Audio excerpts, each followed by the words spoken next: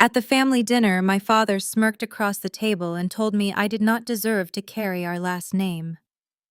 My brother clapped his hands in amusement while everyone waited for me to fall apart. But Grandpa slowly stood up and said, "Then I would carry his name and everything that comes with it." My brother's smile vanished instantly as he realized what that meant. Before I share my story, let me know where you are watching from in the comments below. Hit that like button and subscribe if you have ever had to stand up to a toxic family member who underestimated your worth. I am Caroline, 35 years old, and my family thinks I am nothing more than a boring low-level tax accountant. I let them believe this because the truth is far more dangerous to them.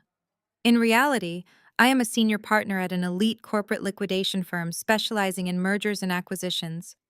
I dismantle failing companies for a living. I find the rot in their financial statements, expose their bad investments, and tear them apart piece by piece so my clients can absorb their assets. The irony is that my family is exactly the kind of failing enterprise I tear apart every single day. My father, Richard Harrington, is a status-obsessed corporate CEO who cares more about his country club membership than his own flesh and blood. My mother, Susan, is his faithful enabler, a woman who measures human value by the designer labels on their clothing. And then there is Bradley, my older brother, the undisputed golden child of the Harrington family. Bradley is the arrogant founder of a tech startup that has been bleeding venture capital for 3 years, though my parents treat him like the next great innovator of our generation. The collision course between my secret reality and their manufactured illusion finally reached its breaking point on a warm Saturday evening in late May. We were gathered in the private dining room of the Oak Ridge Country Club to celebrate the 80th birthday of my maternal grandfather, William Vanderbilt. Grandpa William was a self-made billionaire, a quiet, observant man who had funded my father's lavish lifestyle for decades while seeing right through the Harrington family's greed. The dining room was a masterclass in pretentious wealth. Crystal chandeliers cast a warm glow over the long mahogany table adorned with towering floral arrangements and silver cutlery. My father sat near the head of the table holding court with his usual bluster, wearing a bespoke suit that cost more than my first car. My mother sat beside him, dripping in diamond jewelry paid for by Grandpa William's generosity. Bradley lounged in his chair with an air of unearned superiority, swirling a glass of expensive scotch. Next to Bradley sat his wife, Jasmine. Jasmine is a fiercely intelligent African-American woman and a fiercely protective mother to her twin boys. She was perhaps the only person at that table besides Grandpa William who saw the world clearly. Jasmine sat quietly sipping her water, her sharp eyes taking in the family dynamics with a pragmatic detachment that suggested she knew exactly what kind of sinking ship she was currently tied to. I sat near the end of the table dressed in a simple but elegant black dress, eating my salad in silence. I had spent my entire life accommodating their priorities, absorbing their subtle insults, and pretending their blatant favoritism did not sting. But tonight, the subtle insults were about to become a public execution. Just as the waitstaff cleared our salad plates, my father tapped his silver fork against his crystal wine glass. The sharp ringing sound cut through the low hum of conversation demanding absolute attention. Everyone turned toward him. He stood up, adjusting his expensive tie, and smiled warmly at Bradley. "I want to take a moment to propose a toast," my father announced, his voice carrying the polished, authoritative tone he used in boardrooms. "We are here to celebrate William's milestone birthday, but I also want to celebrate the future of this family. Bradley, your upcoming app launch is nothing short of revolutionary. You have taken the Harrington name and elevated it to new heights in the tech world. You possess the drive, the brilliance, and the visionary spirit that this family legacy was built upon. We could not be prouder of the empire you are building." Bradley beamed, soaking in the praise, as if he had already cured a major disease rather than developed a derivative social networking app that nobody wanted. My mother reached over and patted Bradley's arm, her face shining with absolute adoration. I kept my eyes on my water glass, waiting for the inevitable pivot. My father never praised Bradley without using it as a weapon against me. My father turned his gaze toward my end of the table, and his warm smile melted into a look of profound disappointment. It is just a shame that such excellence is not shared equally. He continued, his voice dropping an octave, so the condescension dripped from every word. Caroline, look at you. 35 years old, living a stagnant penny-pinching existence as a glorified calculator. You sit in a cubicle all day, crunching numbers for other people's money, while your brother is out changing the world. You have no ambition, no vision, and frankly, you bring nothing of value to this table. The silence in the private dining room became suffocating. The waitstaff discreetly stepped back into the shadows. Jasmine shifted uncomfortably in her seat, her eyes darting between me and her husband.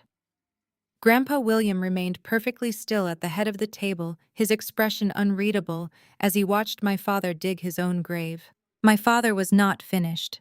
He reached into his suit jacket and pulled out a thick legal document bound in a blue folder. He tossed it onto the polished wood table and slid it forcefully down the length of the mahogany surface until it stopped right in front of my plate. That is a legal petition to sever your ties to the Harrington Family Trust. My father stated, his voice completely void of any paternal warmth. I have already signed it as your father. Your mother has signed it. Your lack of ambition tarnishes our brand. When Bradley's company goes public, we cannot have investors looking into our family background and finding a mediocre tax accountant dragging down our prestige. We are cutting you out of the trust, Caroline. You will sign those papers tonight, and you will surrender any future claims to our assets. I stared at the blue folder. For years I had watched them fund Bradley's extravagant failures while ignoring my quiet successes, but attempting to legally excommunicate me to protect the reputation of a failing tech startup was a new level of delusion. Before I could formulate a response, Bradley leaned forward, a cruel smirk playing on his lips. Come on, Caroline, do not look so shocked. My brother laughed, seeking approval from our parents. You have always been a massive drain on our resources. Do not think we forgot how Mom and Dad had to bail you out of college. They had to take out a second mortgage on the house just to pay your tuition because you could not secure a decent scholarship. You owe us this signature just for the financial burden you caused. The audacity of the lie was breathtaking. My mother nodded in agreement, completely committing to the fabricated history her son was spinning. Jasmine looked down at her lap, her jaw clenching as she listened to her husband lie through his teeth. I did not cry. I did not raise my voice or throw my napkin. I simply reached for my water glass, took a slow, deliberate sip, and set it back down on the linen coaster. I looked directly into Bradley's arrogant eyes. Bail me out, I repeated, my voice deadly, calm, and perfectly clear in the silent room. Let us get our facts straight, Bradley. Mom and Dad did not remortgage the house to pay for my education. I worked night shifts as a waitress for 4 years to pay for my own degree because Dad drained my entire college savings account to buy you a brand new Porsche for your high school graduation. My father's face flushed a deep, angry red. That was an investment in your brother's image, he snapped defensively. He needed to look successful to attract the right kind of network. And how is that network treating him now? I countered, shifting my gaze from Bradley to my father. Because last time I checked, Bradley's revolutionary app has been bleeding venture capital for 3 consecutive years. He has not turned a single cent of profit, his user base is non-existent, and he is desperately seeking a $5 million seed round just to keep the lights on for another quarter. He is not a visionary dad. He is a financial liability. Bradley's smug expression shattered into genuine panic. He looked at our father, terrified that his carefully constructed facade was cracking in front of the man funding his lifestyle.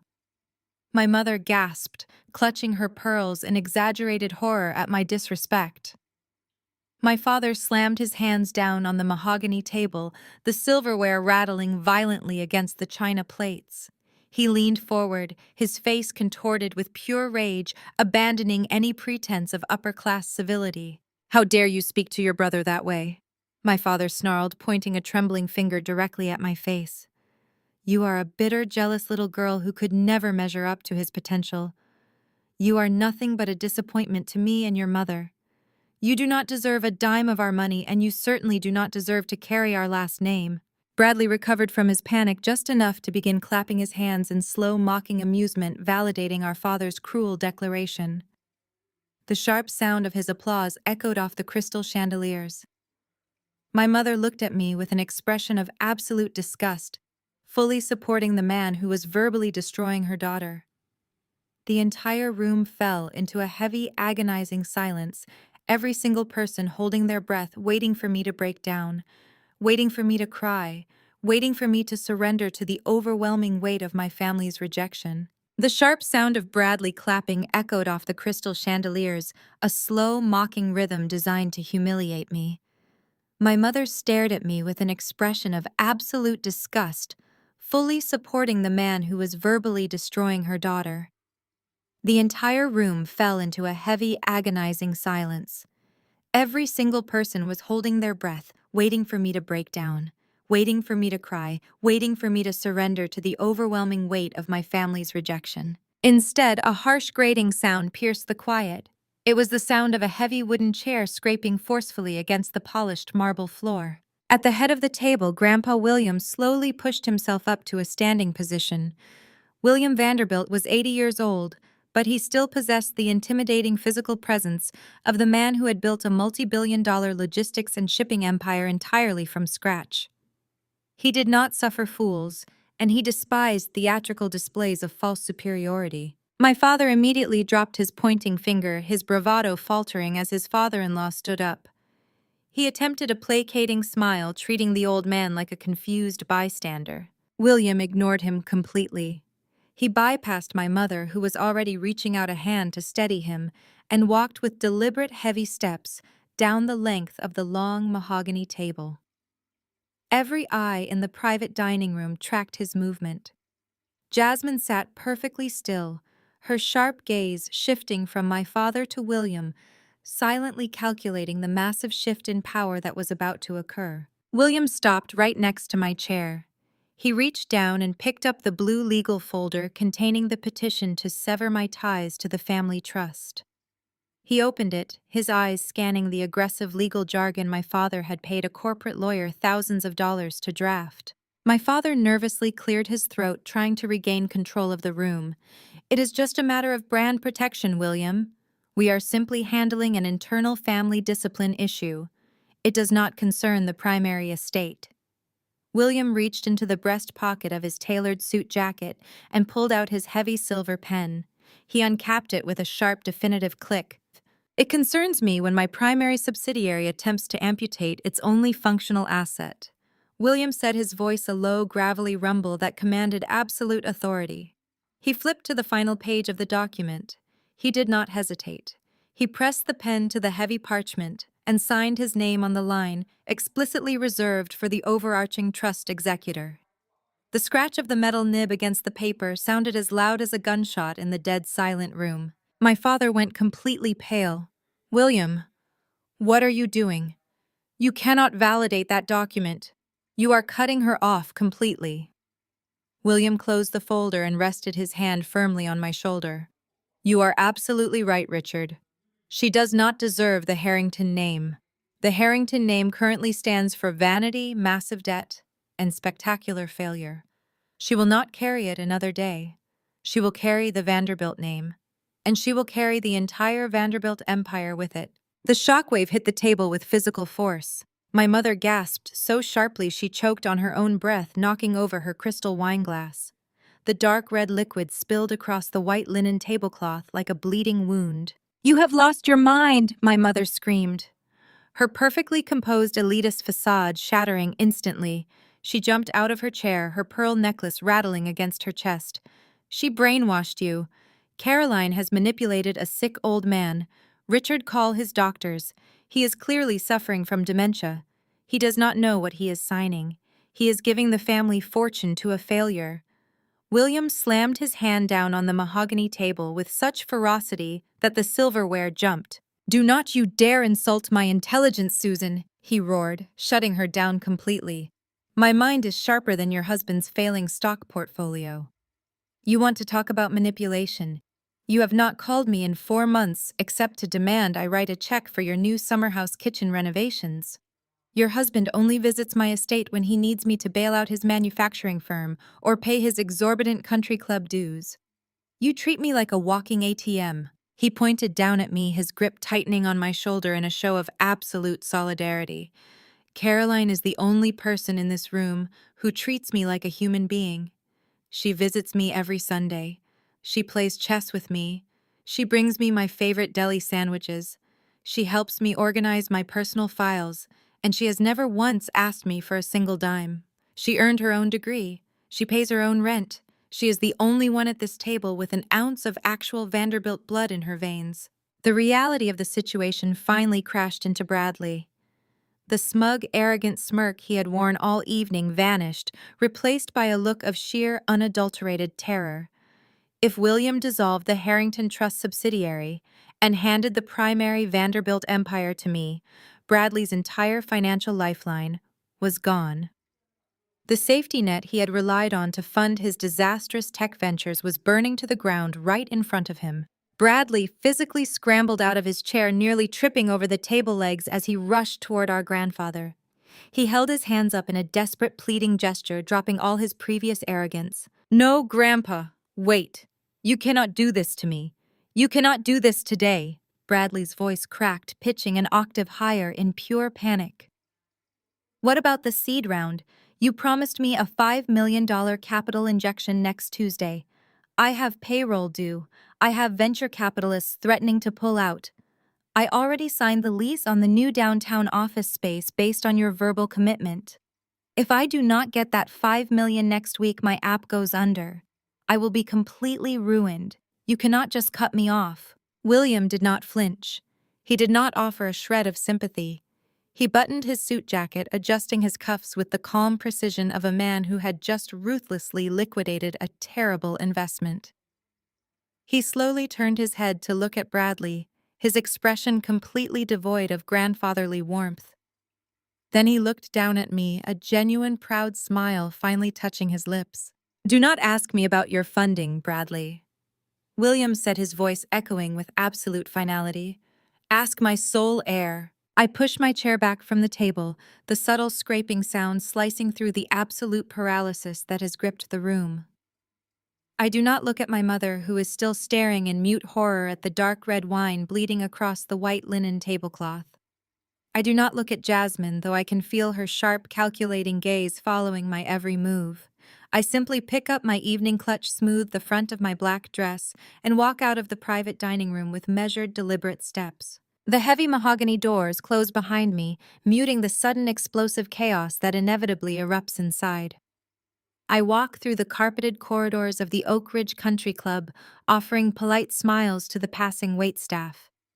By the time I step out through the grand double doors and into the cool, crisp night air, the suffocating atmosphere of pretension and manufactured legacy washes off me. I hand my ticket to the young valet and stand under the soft glow of the portico lights, breathing in the scent of manicured pine and damp asphalt. Then comes the frantic, aggressive crunch of gravel. Heavy footsteps pound against the pavement, moving entirely too fast for a country club driveway. I do not even have to turn around to know who it is. The sheer volume of their panic precedes them. My father and brother burst through the front doors, their faces flushed, completely discarding the polished high society composure they spent their entire lives perfecting. "Caroline, stop right there." My father's voice is a guttural bark, echoing sharply across the quiet parking lot. The valet, who is just pulling up my dark gray sedan, freezes in the driver's seat, his eyes wide as he witnesses the great Richard Harrington losing his mind in public. I do not run. I do not flinch.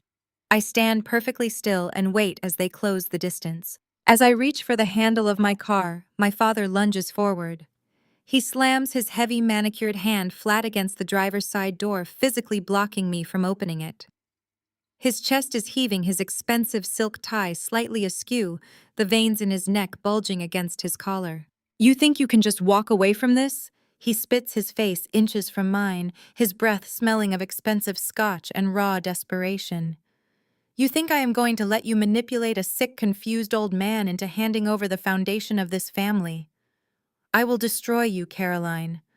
By Monday morning, I will have my legal team file an emergency injunction in federal court. I will have William declared medically incompetent. I will sue you for elder abuse fraud and undue influence. I will have you legally barred from ever using the Harrington name, and I will ensure you never see a single cent of the Vanderbilt estate. Bradley steps up right beside him, his face slick with a cold sweat. The golden child is unraveling. The reality that his $5 million lifeline has just evaporated is tearing him apart from the inside out, and his terror instantly morphs into vicious, flailing cruelty. "You are a pathetic, invisible little nobody," Bradley snarls, pointing a shaking finger at me. "You sit in a sad little cubicle crunching numbers for people who actually matter. Do you honestly think you can play in the big leagues? Do you think you can take me down? I know the managing partners at your accounting firm, Caroline. I golf with the men who sign your pathetic paychecks. I am going to call them on Monday. I am going to tell them you are currently under federal investigation for defrauding a billionaire. You will be fired before lunch. I will make you completely unemployable in the financial sector. You will be blacklisted from every firm in this city, and you will end up exactly where you belong, bankrupt and begging us for a handout." The valet shrinks back into the shadows, terrified of the aggressive display. My father leans in closer, pressing his weight against my car door, attempting to use his physical presence to intimidate me into submission. "Sign the severance document, Caroline," my father demands, his voice dropping to a dangerous, vibrating threat. "Walk back inside right now, tear up what William just signed, and legally surrender your claim. If you do this, I will let you keep your sad little job. If you refuse, I will spend every dollar I have to grind you into the dirt." I look at my father. I look at the man who drained my college fund, who mocked my existence, who stood by while my brother degraded me. Then I look at Bradley, a grown man, throwing a temper tantrum because his grandfather refused to fund his incompetence for another fiscal quarter. They are completely convinced that they hold all the power. They are absolutely certain that I am nothing more than a frightened, low-level accountant who will buckle under the weight of their corporate threats. I do not raise my voice. I do not match their chaotic, frantic energy. "You are going to sue me for elder abuse," I state, keeping my tone conversational and mild. Grandpa William just passed a comprehensive cognitive evaluation at Johns Hopkins 3 weeks ago. He scored in the 99th percentile. His medical records are airtight. And as for you taking him to federal court to contest the Vanderbilt trust execution, you are a little late for that. My father's eyes narrow, his hand slipping slightly against the car window. "What are you talking about? Did you really think Grandpa made that decision at the dinner table tonight on a whim?" I ask, tilting my head slightly. "Grandpa William and I have been working with a team of estate lawyers for the past 6 months. We completely restructured the Vanderbilt holdings. I did not just inherit the empire tonight, Dad.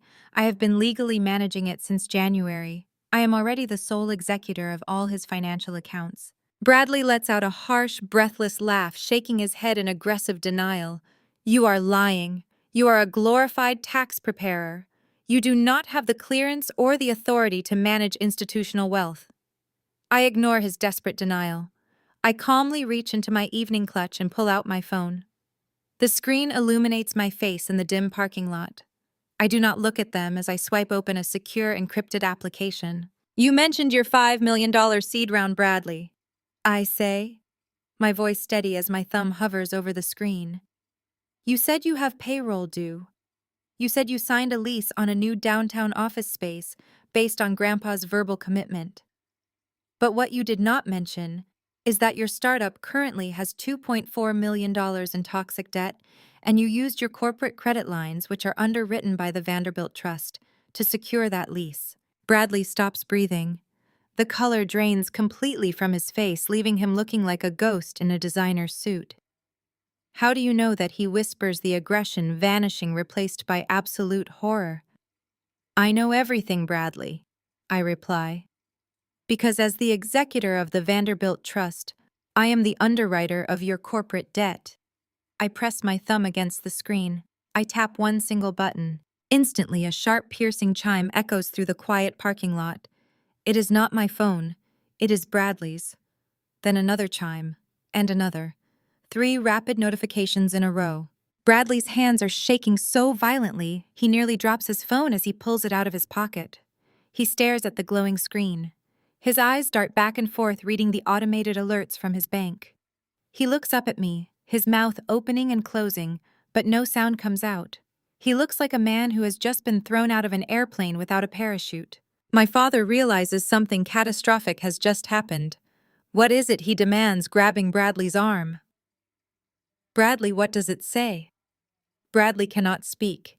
He just stares at me in mute terror. I offer my brother a small, devastating smile. I just froze your corporate credit lines. I tell him, my voice carrying the absolute finality of a judge delivering a sentence. The Vanderbilt Trust has officially withdrawn all financial backing. Your bank just triggered an immediate margin call on your outstanding debt. Your app went bankrupt 3 minutes ago. I turn to my father, who is staring at me as if I have just grown a second head. I reach out and gently but firmly push his heavy hand off my car door. He is so stunned that he lets his arm fall to his side without any resistance. Have a wonderful evening, gentlemen, I say. I open the door, slide into the driver's seat, and start the engine. I do not look back as I roll up the tinted window, put the car in drive, and leave my father and brother standing in the driveway, completely paralyzed by the realization that the invisible daughter they spent 30 years humiliating just liquidated their entire world. Monday morning arrived with the sharp, biting chill typical of the Manhattan financial district. At exactly 8 o'clock, the heavy brass and glass doors of First Sterling Fidelity Bank unlocked for its most exclusive clients. Richard and Bradley Harrington walked through those doors with the rigid, forced confidence of men walking to the gallows. They both wore immaculate tailored suits, but their faces betrayed a weekend of absolute terror. Bradley had deep, dark circles under his eyes, from 2 sleepless nights of watching his startup company disintegrate into bankruptcy after I froze his corporate credit lines. Richard carried a leather briefcase clutched so tightly to his chest that his knuckles were stark white. They marched across the imported Italian marble floors directly toward the private wealth management sector, completely ignoring the reception desk. They were desperate. They had spent the entire weekend watching their financial empire crumble, and they had formulated one final catastrophic gamble. If they could seize control of Grandpa William Vanderbilt's assets by declaring him legally incompetent, they could reverse the damage I had done. Richard shoved open the heavy oak door leading to the executive suite of Arthur Hayes, the senior bank manager responsible for the Vanderbilt Trust. Hayes was standing behind his massive desk, looking incredibly uncomfortable. "Arthur, I need you to bypass standard protocol immediately," Richard demanded, his voice loud and echoing in the quiet suite. My father-in-law, William Vanderbilt, suffered a severe cognitive break over the weekend. The man is completely out of his mind. He has been making irrational, erratic financial decisions that threaten the stability of the entire family portfolio. I have an emergency medical proxy right here, granting me full and immediate conservatorship over all his accounts. I need those frozen credit lines reopened right now, and I need total access to his liquid assets before he does any more damage. Richard slammed a thick manila folder onto the desk. Bradley stood right behind him, nodding frantically, sweating through his expensive silk shirt. "Please, Mr. Hayes," Bradley pleaded, his voice cracking with panic. "It is a medical emergency. My grandfather does not know what he is doing. You have to transfer authorization to my father today." Arthur Hayes did not look at the folder. He did not reach for the documents. Instead, he swallowed hard and gestured toward the high-backed leather armchair sitting in the corner of his office, facing the window. "I am afraid that will not be possible, Richard," a voice said from the chair. The chair slowly swiveled around. I was sitting there, dressed in a pristine slate-gray power suit, holding a delicate porcelain cup of espresso. I took a slow, deliberate sip and let the saucer clink softly as I set it down on the side table. I crossed my legs and offered my father and brother a chillingly polite smile. "You are early, Dad," I said casually, checking my watch. "I honestly expected you to spend at least until Tuesday trying to find a legitimate doctor willing to accept your bribes. I suppose desperation accelerates the timeline." Richard recoiled as if he had been physically struck. The color drained from his face and then rushed back in a violently angry shade of crimson. He turned to the bank manager, his eyes bulging with rage. "What is she doing here?" Richard screamed, pointing a trembling finger at me. "Arthur, call building security right this second and have this woman physically thrown out into the street. She is a disgruntled, estranged family member who has manipulated an 80-year-old man into changing his estate. She has zero legal authority here. Remove her immediately." Arthur Hayes did not move toward the phone. He simply stood with his hands clasped behind his back, looking at my father with a mixture of pity and profound professional disdain. "I do not think you understand the situation," Richard Arthur said, his voice quiet and even. "Caroline is not a guest here. As of Saturday evening, she is the sole legally recognized executor of the Vanderbilt estate and the primary shareholder of this institution. I answer to her." Bradley let out a pathetic whimpering sound, backing away from the desk. He looked at me with wild, terrified eyes. "You cannot do this, Caroline," he stammered. "You are just a tax accountant. You cannot just steal a billion-dollar estate. We have the medical proxy. We have the doctor's signature. Grandpa is incompetent, and the law is on our side." I stood up from the leather chair, smoothing out my suit jacket. I walked over to the desk and picked up the manila folder my father had slammed down.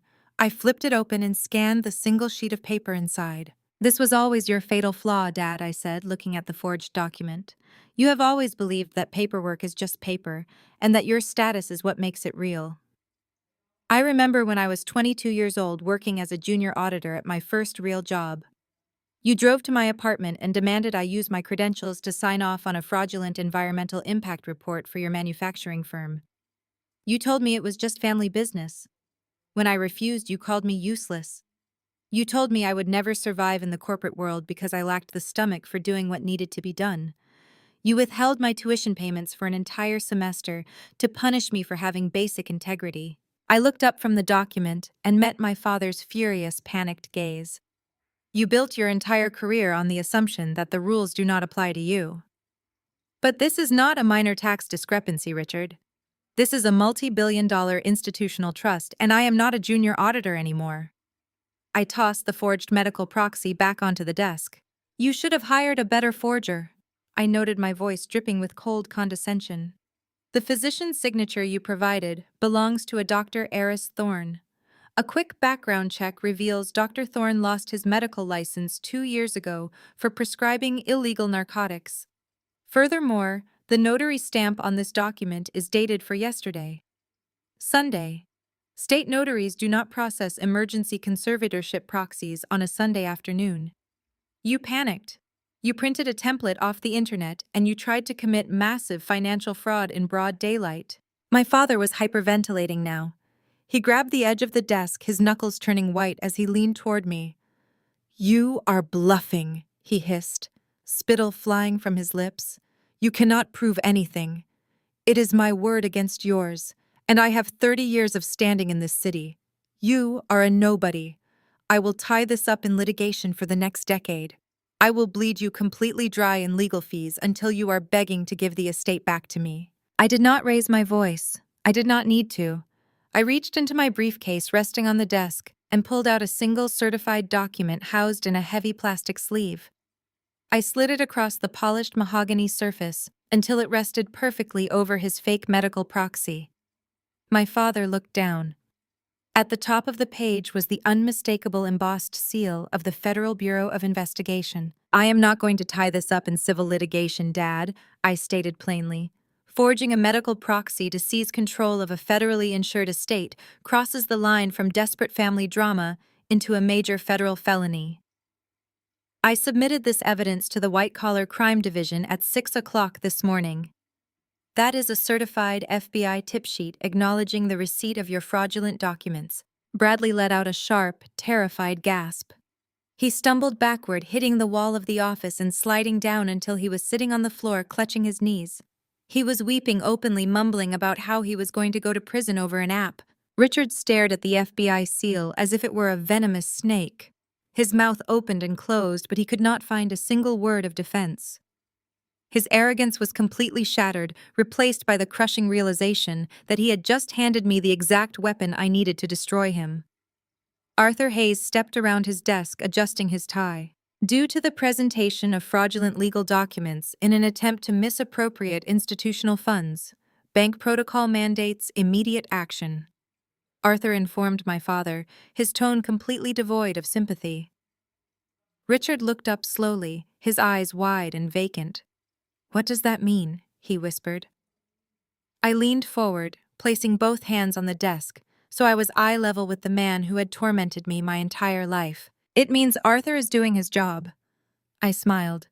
Forging documents triggers an automatic institutional lockdown.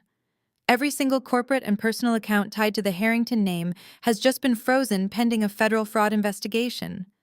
Your manufacturing firm cannot make payroll. Your personal credit cards are declined. Your mortgage payments will bounce. You have absolutely nothing left. I picked up my espresso cup and took one final sip. "Have a productive Monday, gentlemen," I said, turning my back on them and walking toward the private elevator. The sound of my father collapsing into the guest chair and sobbing into his hands was the best morning soundtrack I had ever heard.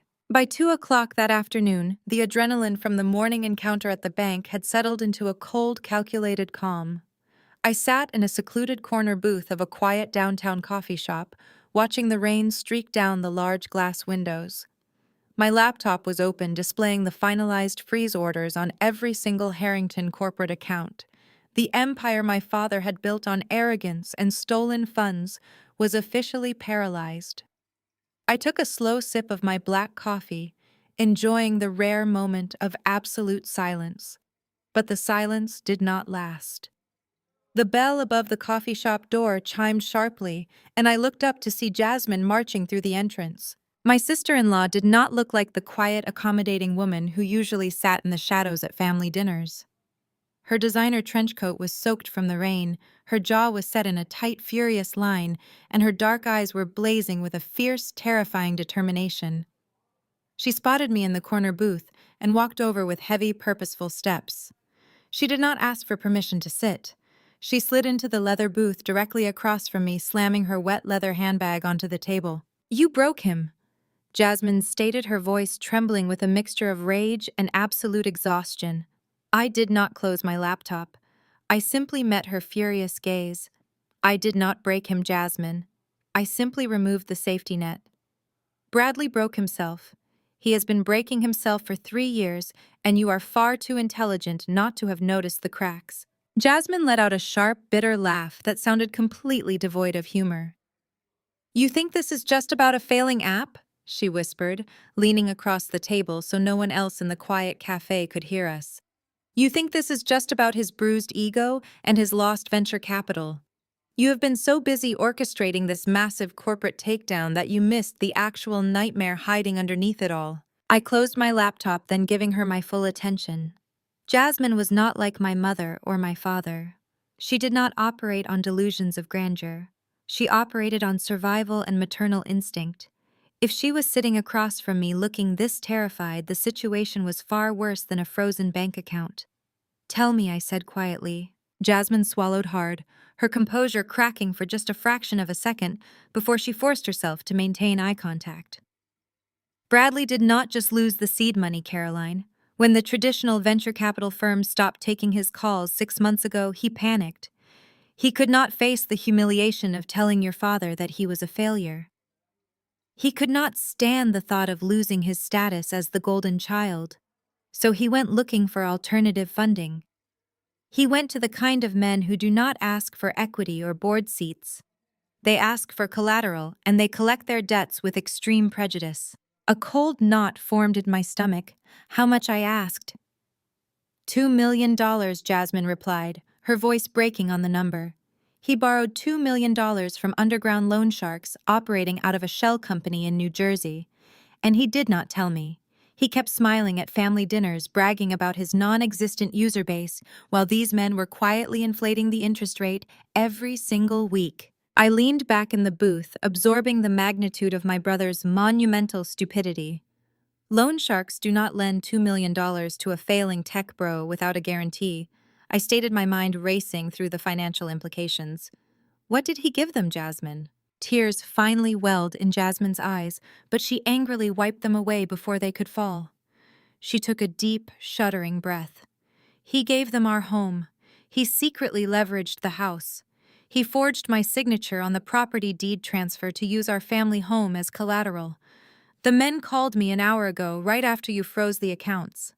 They told me that since the Harrington credit lines are dead, they are calling in the debt immediately. If they do not have $2 million wired to their offshore account by Friday, they are seizing the house. The sheer desperation radiating from Jasmine was palpable. She was a woman cornered, fighting for the very survival of her children. I sacrificed everything for this family, Jasmine hissed, leaning closer, her voice vibrating with years of suppressed resentment. I was top of my class in law school. I had a brilliant career ahead of me. But your mother made it abundantly clear that the Harrington brand required a traditional wife. I smiled through Susan's thinly veiled racist remarks at the country club. I tolerated your father constantly questioning my background. I gave up my own ambitions because Bradley promised me that our twin boys would have an incredibly secure, untouchable future. I swallowed my pride for my children. And now, because of his pathetic ego, my boys are going to be homeless by the end of the week. She reached across the table, grabbing my wrist with a desperate, crushing grip. You have the Vanderbilt estate now. You froze the accounts, which means you have the power to fix this. I am not asking you to forgive him. I am not asking you to save his company. I am demanding that you release $2 million of the Vanderbilt money to clear this debt. Do it for your nephews.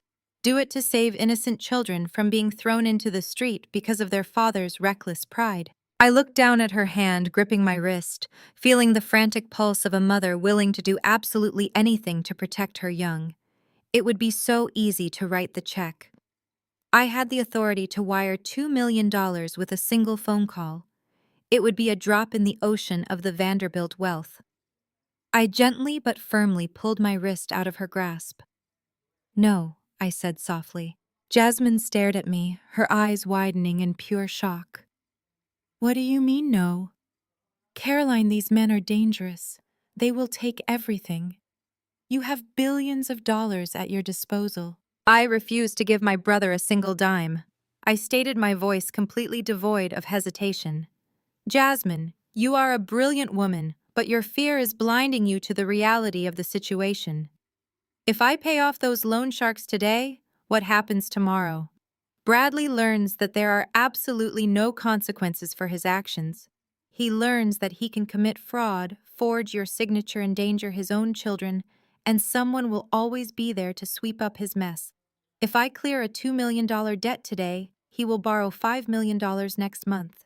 I will not fund his delusion, and I will not finance the destruction of your family. Jasmine slammed her hands on the table, her voice rising above the ambient noise of the coffee shop. You are punishing innocent children just to get back at your father and your brother. You are letting your nephews lose their home just to prove a point. You are exactly as cold and ruthless as they always said you were. I did not react to the insult. In my line of work as a corporate liquidator, I have learned that the only way to save a healthy asset is to completely amputate the rotting liability attached to it. Feeding a bleeding wound does not heal it. It just prolongs the infection. I reached down to the floor and picked up my leather briefcase. I placed it on the table between us and snapped the brass locks open. I reached inside and pulled out a thick, heavy manila folder. I placed it gently on the table and slid it across the smooth surface until it rested right in front of Jasmine. I am not punishing your children, I said, maintaining steady, unwavering eye contact.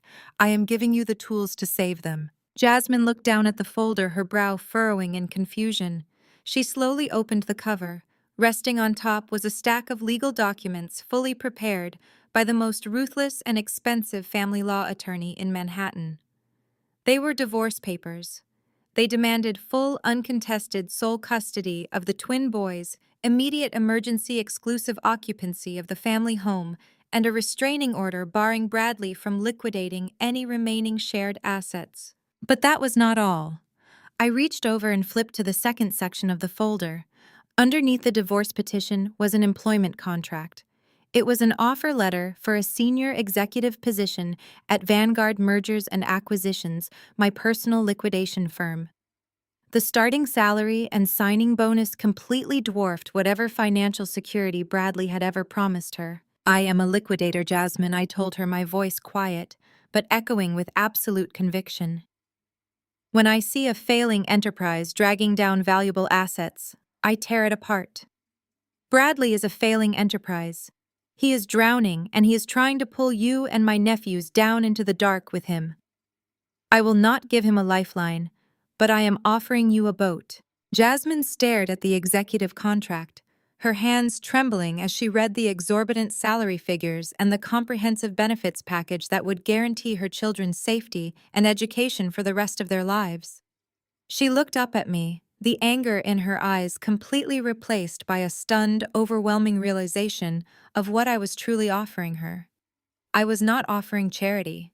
I was offering her back the independence and power she had sacrificed for the Harrington name. "Drop the dead weight, Jasmine, or sink with him."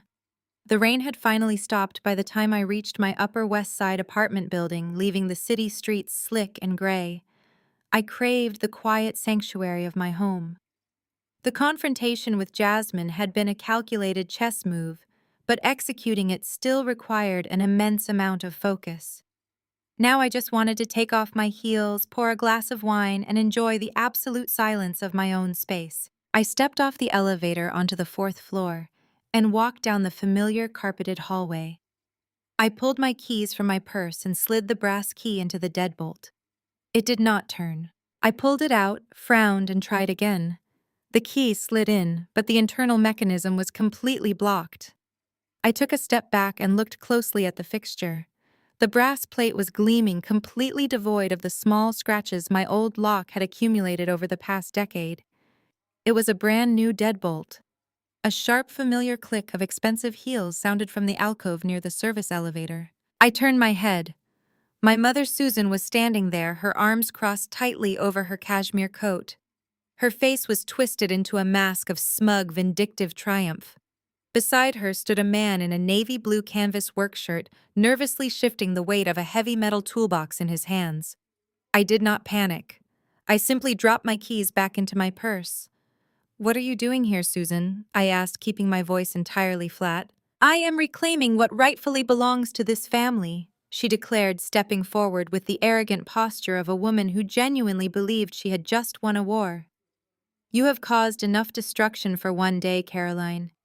You humiliated your father. You terrorized your brother. And because of your vicious little stunt at the bank this morning, Jasmine has completely lost her mind." She packed the boys into her car, locked Bradley out of his own house, and handed him divorce papers. I maintained a perfectly neutral expression. It was incredibly satisfying to hear that Jasmine had not wasted a single second executing the plan I handed her. "Bradley is currently sitting in my living room sobbing." My mother continued, her voice rising in pitch, practically vibrating with hysterical rage. "He has no company. He has no credit cards. He cannot even get into his own home to change his clothes. So I made a decision. Since you are so eager to steal the Vanderbilt estate and ruin your brother's life, you can surrender your apartment to him. Bradley needs a place to live." I stared at her. "You broke into my home and changed my locks so your 35-year-old son could have a free place to crash." "I did not break in," my mother stated, lifting her chin defiantly. "I am perfectly within my legal rights. I co-signed the original lease for this apartment 10 years ago. You were a pathetic, broke college graduate who did not even have the credit score to secure a security deposit. We practically begged the landlord to let you move in. My name is on the master lease, Caroline. I have the legal authority to terminate your residency, and that is exactly what I am doing. I am officially evicting you." She reached into her designer handbag and pulled out a single silver key, holding it up like a trophy. "The locksmith just finished," she said, gesturing to the nervous man beside her. "I will give you exactly 10 minutes to go inside, pack a single suitcase of your cheap clothes, and get out. You can leave the front door building keys on the kitchen counter. Bradley will be moving his things in tomorrow morning." The locksmith shifted his weight again, clearing his throat awkwardly. "Ma'am," he mumbled, looking between me and my mother, I just need someone to sign the work order so I can head out. My mother reached out her hand to take his clipboard, absolutely radiating self-importance. I will sign it. No, you will not, I said. I walked past my mother, completely ignoring her outstretched hand. I stopped directly in front of the locksmith. I opened my purse, bypassed my keys, and pulled out my wallet. I extracted a crisp $100 bill. I am not going to yell at you because you were operating under false pretenses, I told the man, keeping my tone perfectly polite and professional. But you are currently standing in the middle of an active crime scene. I suggest you take this cash for your time, pack up your tools, and leave this building immediately before I call the police. The locksmith did not hesitate for a single second.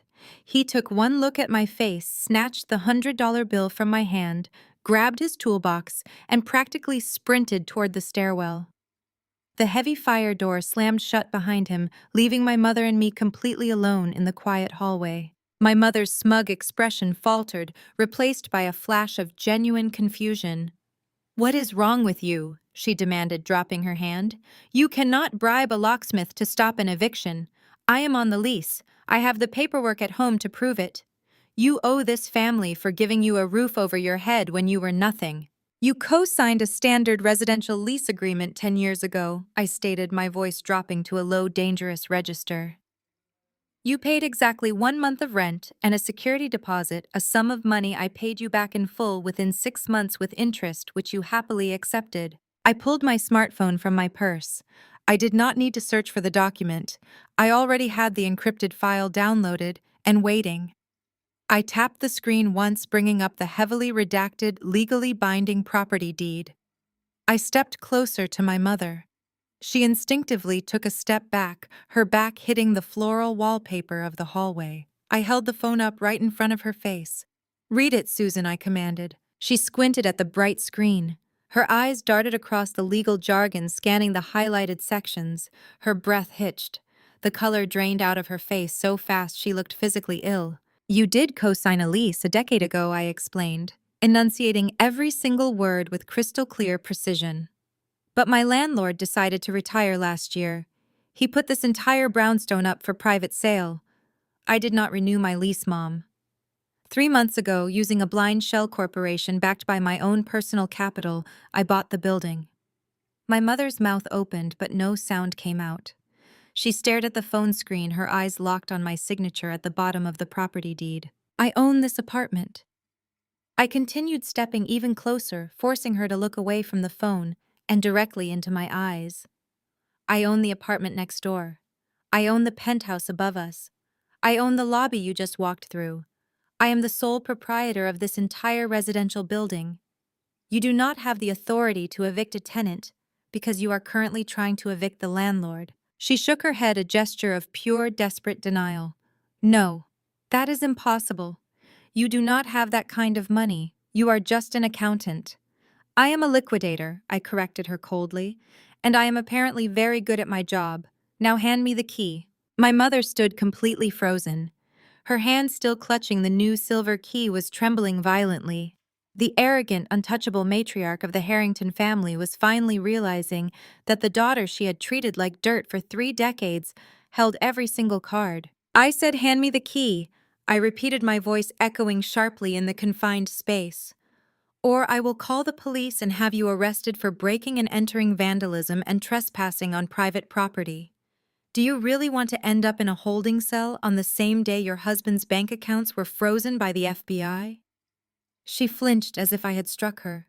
Slowly, her fingers uncurled. The silver key dropped into my waiting palm. It felt heavy and cold. I turned my back on her and inserted the new key into the deadbolt. It turned with a smooth, satisfying click.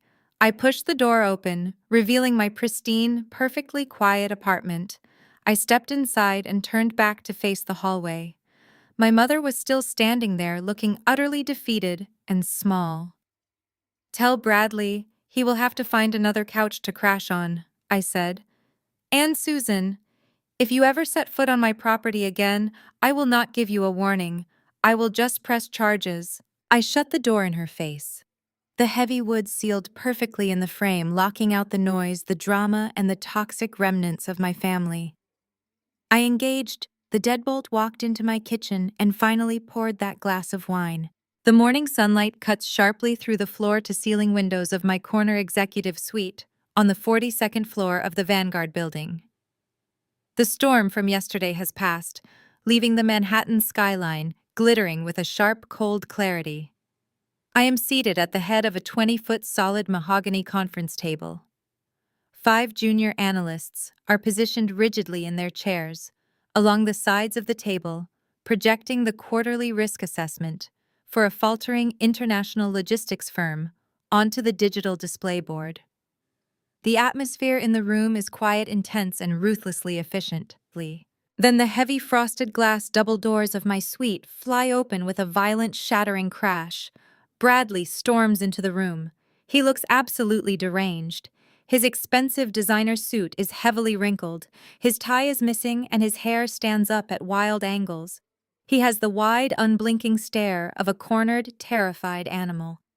My executive assistant, a towering former Marine named David, is right behind him, his hand firmly gripping the back of Bradley's shoulder. "I apologize, Ms. Harrington," David says smoothly, his voice betraying absolutely no panic.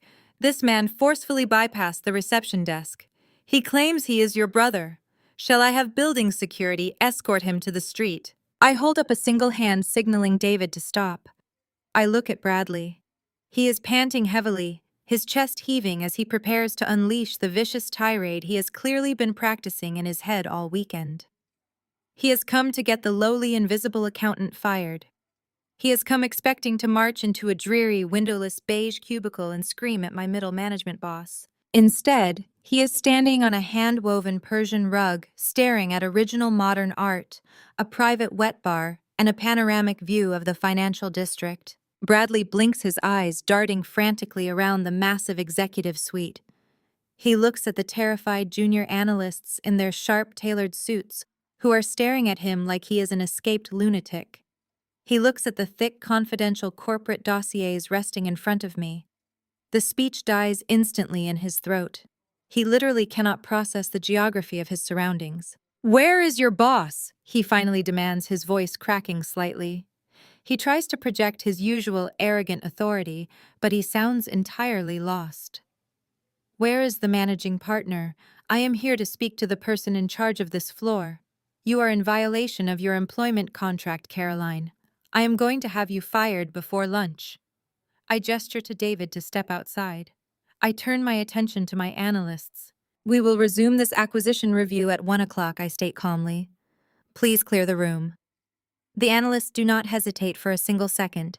They snap their laptops shut, gather their files, and file out of the boardroom, silently giving Bradley a wide, cautious berth.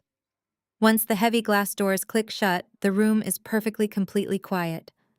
I lean back in my ergonomic leather chair, fold my hands resting on the mahogany table, and look at my brother. "You are looking at her, Bradley," I say, my voice echoing slightly in the cavernous room. He shakes his head in aggressive, furious denial, taking a stumbling step toward the table. "Stop lying, Caroline. You do taxes. You crunch numbers in a back office. Dad said so. You are a low-level employee." I pick up my silver fountain pen and let it roll smoothly between my fingers. Dad says a lot of things to make himself feel superior. Dad thinks any woman dealing with money must be a glorified, subservient bookkeeper. I am not an accountant, Bradley. I am a senior partner at Vanguard Mergers and Acquisitions. Do you know what we do here? He stares at me, completely mute, his jaw slack. "We dismantle failing tech startups," I explain, watching the horror slowly dawn on his face as the realization hits him. When a Silicon Valley wonder boy burns through his venture capital and realizes his revolutionary application is actually a worthless, unmarketable piece of junk, the board of directors calls me. I step in. I freeze the accounts. I liquidate the remaining physical assets. I fire the incompetent founders, and I sell the digital scraps to the highest bidder to recoup the investors' losses. I am the corporate Grim Reaper for boys exactly like you. Bradley grips the back of one of the leather conference chairs, his knuckles turning stark white. The reality of his situation is finally penetrating his thick skull. "You did this," he seethes, his voice dropping to a harsh, ragged whisper. "You froze my accounts on Friday. You talked to Jasmine. You told her to lock me out of my own house. You told her to leave me." Jasmine made her own choices the second she realized you secretly leveraged her home to borrow $2 million from underground loan sharks. I state, keeping my tone clinical and detached. You are drowning Bradley. The bank accounts are frozen by federal authorities. The venture capitalists have completely abandoned you. Your wife has filed for sole custody and emergency exclusive occupancy of the house.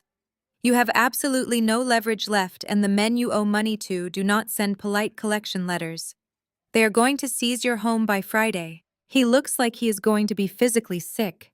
He sways slightly, his arrogant golden boy posture completely collapsing. He knows I am right. He knows the loan sharks are coming, and he knows his father has absolutely no money left to save him. I open the top drawer of my desk and pull out a crisp, heavy manila folder. I drop it onto the mahogany table and slide it firmly across the polished wood until it stops inches from his shaking hands. "What is this?" he asks, staring at the folder as if it might detonate. "That is an acquisition contract," I tell him. "Vanguard Mergers and Acquisitions is officially offering to buy your tech startup. I will acquire all proprietary software, all intellectual property, and the complete corporate structure." Bradley's head snaps up. A sudden desperate flicker of hope ignites in his bloodshot eyes. The golden boy thinks he has just been saved. He thinks his invisible sister is bailing him out just like Richard always did. "You are buying it?" he asks, his hand trembling as he reaches for the folder. "For how much?" "I need $3 million to clear the debt and get my house back. If you give me $5 million, I can restart the development phase and—" $1, I interrupt, cutting off his delusion instantly. He freezes his hand, hovering over the manila folder. "What?" "The purchase price is exactly $1, I repeat, enunciating the words with absolute unforgiving clarity. "You will surrender 100% of your equity. You will step down as CEO immediately. You will sign ironclad non-disclosure agreements, and you will have zero continuing involvement with the company or its assets. In exchange for your total unconditional surrender, Vanguard will absorb your corporate liabilities. We will pay off the $2 million you owe to the loan sharks, ensuring they do not break your legs or terrorize your children. We will clear the toxic debt so Jasmine and my nephews do not lose their home. But you walk away with absolutely nothing." Bradley stares at me, his chest heaving, the blood rushing back into his face in a dark, furious tide. The fragile hope vanishes, replaced by an explosive, blinding pride. He cannot stand the thought of me owning his failure. He cannot tolerate the reality that his sister is offering him corporate charity wrapped in utter humiliation. He grabs the contract out of the folder. He does not read the terms. He grips the thick parchment in both hands and rips it straight down the middle. He tears the pages again and again, violently shredding the legal documents and throwing the pieces onto my immaculate conference table. "I will never give you my company," he screams, his voice echoing violently off the glass walls. "I do not need your charity. I do not need your pathetic bailout. I will find the money myself. I will get my house back, and I will make you pay for doing this to me." He turns on his heel and storms out of the suite, kicking the heavy glass door open so hard it shudders violently in its frame. I sit perfectly still in the quiet room, watching the torn pieces of his only lifeboat settle softly onto the polished mahogany table. The torn pieces of Bradley's shredded acquisition contract lay scattered across the polished mahogany of my conference table like snow. I sat in the absolute quiet of the executive suite, watching the dust settle around the ruined parchment. The golden boy of the Harrington family had made his choice. He had chosen his pride over his family's survival exactly as I knew he would. The heavy glass doors opened with a soft click, and David, my executive assistant, stepped back into the room. He glanced at the shredded documents on the table and then looked at me, his expression perfectly neutral. "I assume the friendly buyout has been rejected, Ms. Harrington," David stated calmly. I picked up my silver fountain pen and secured the cap. Bradley declined the offer. I replied, my voice devoid of any emotion. "Contact the legal department immediately. Instruct them to initiate a hostile asset seizure. Bradley's company is in default, and Vanguard is now acting on behalf of his primary creditors. We will strip the proprietary software and liquidate the physical servers by tomorrow morning. David gave a sharp nod, made a note on his tablet, and turned to leave. Before he reached the door, he paused and glanced back at me. There is one more thing, he added. A calendar priority alert just bypassed the standard screening filters on your personal email. It is marked urgent and mandatory. I opened my laptop and pulled up my private inbox. There, sitting at the very top of my messages, was a video conference invitation. The sender was my father, Richard Harrington. The subject line read, Mandatory Family Intervention, scheduled for 8 o'clock that evening. I stared at the glowing screen, a cold smile touching the corners of my mouth. The wounded patriarch was finally entering the battlefield. Bradley and Susan had undoubtedly run straight to him, pouring out their tales of humiliation and victimization. Richard was a man who ruled by intimidation and financial force. He was preparing to crush the rebellious daughter who had dared to step out of the shadows. I clicked the accept button. By 8 o'clock that evening, I was sitting at the sleek granite island in the kitchen of my penthouse. The city lights of Manhattan stretched out beyond the floor-to-ceiling windows, a sprawling grid of power and commerce. I had changed out of my tailored business suit into a simple, comfortable cashmere sweater. My laptop was positioned perfectly in front of me. The ambient lighting in the apartment was deliberately dim, casting sharp shadows and highlighting the absolute calm on my face. Right on the hour, the video conferencing application chimed. I joined the meeting. The screen flickered, revealing the heavy oak paneling and leather-bound books of my father's grand private study in Boston.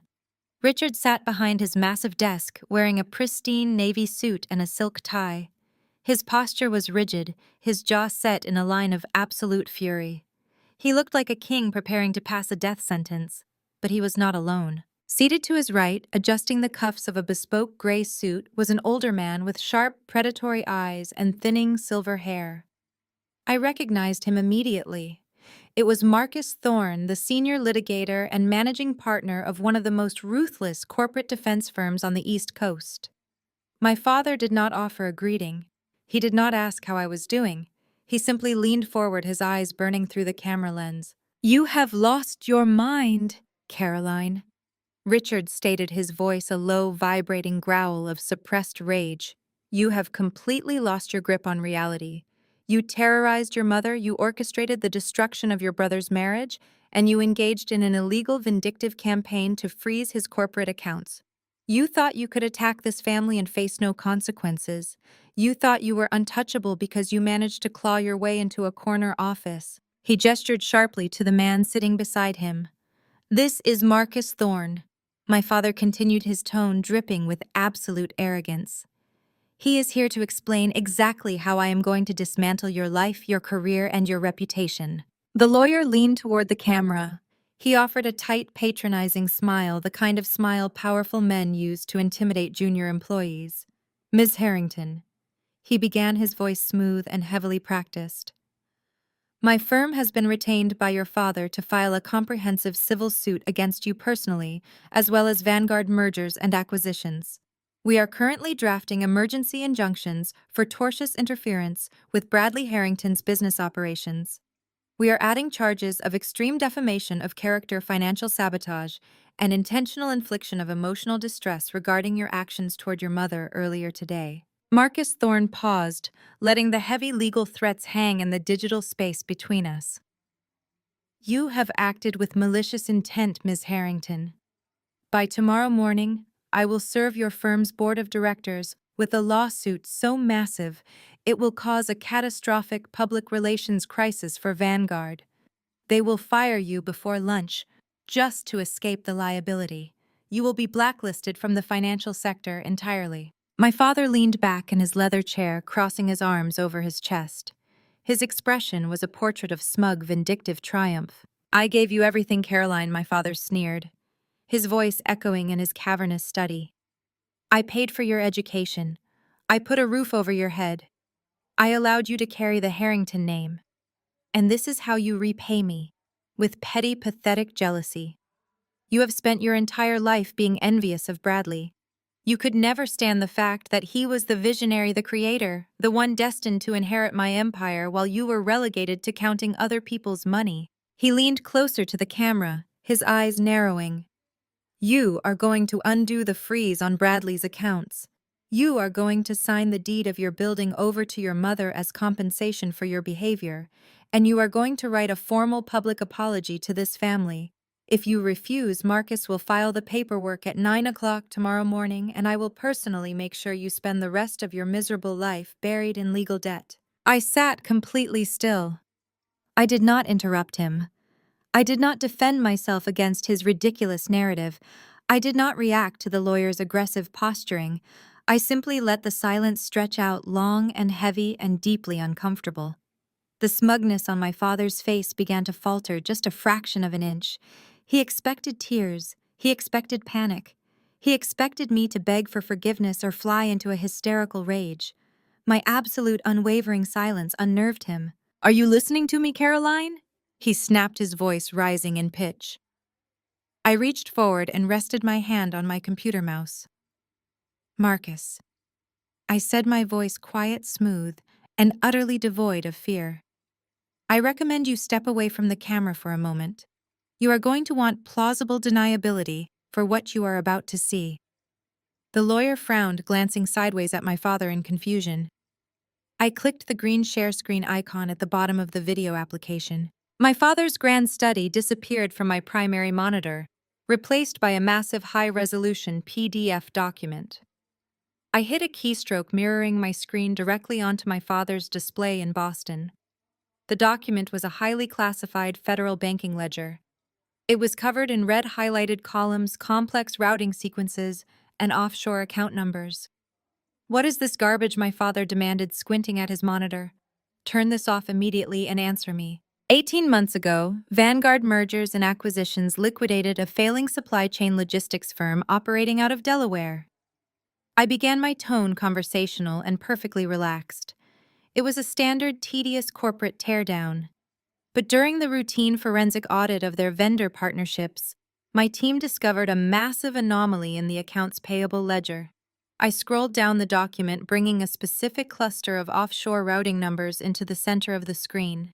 The logistics firm was funneling millions of dollars through a blind shell corporation located in the Cayman Islands. I continued, my eyes tracking the numbers. It took my forensic analysts 3 weeks of intense, perfectly legal discovery to pierce the corporate veil and trace the ultimate beneficiary of those offshore accounts. I stopped scrolling. The name of the primary beneficiary was highlighted in bright, undeniable yellow ink: Richard Harrington.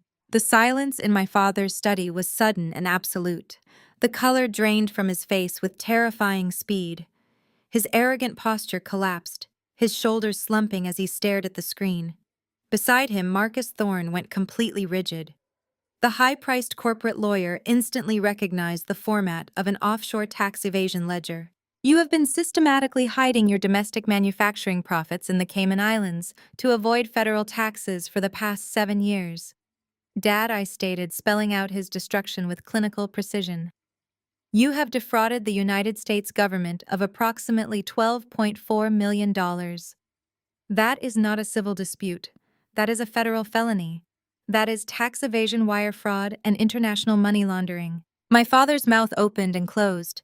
He looked like a fish suffocating on dry land. The great patriarch, the untouchable titan of industry, was paralyzed by this stark, undeniable proof of his own criminality. "Caroline," my father croaked, his voice a hoarse, trembling whisper. "Where did you get that?"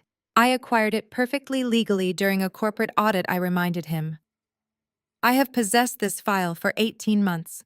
I kept it secure. I kept it quiet. Because despite everything you have ever done to me, I had no interest in watching my father go to federal prison. I was perfectly content to let you sit in your mansion and pretend you were a king." I leaned forward, bringing my face close to the camera lens. "But you just threatened my firm," I whispered, my voice cutting through the digital feed like a blade. "You just threatened my career, my livelihood, and my freedom. You brought a corporate attack dog into this meeting to terrorize me." Marcus Thorne abruptly pushed his chair back from the desk. He stood up, refusing to look at the computer screen. Richard the lawyer said, his voice entirely devoid of its previous arrogance.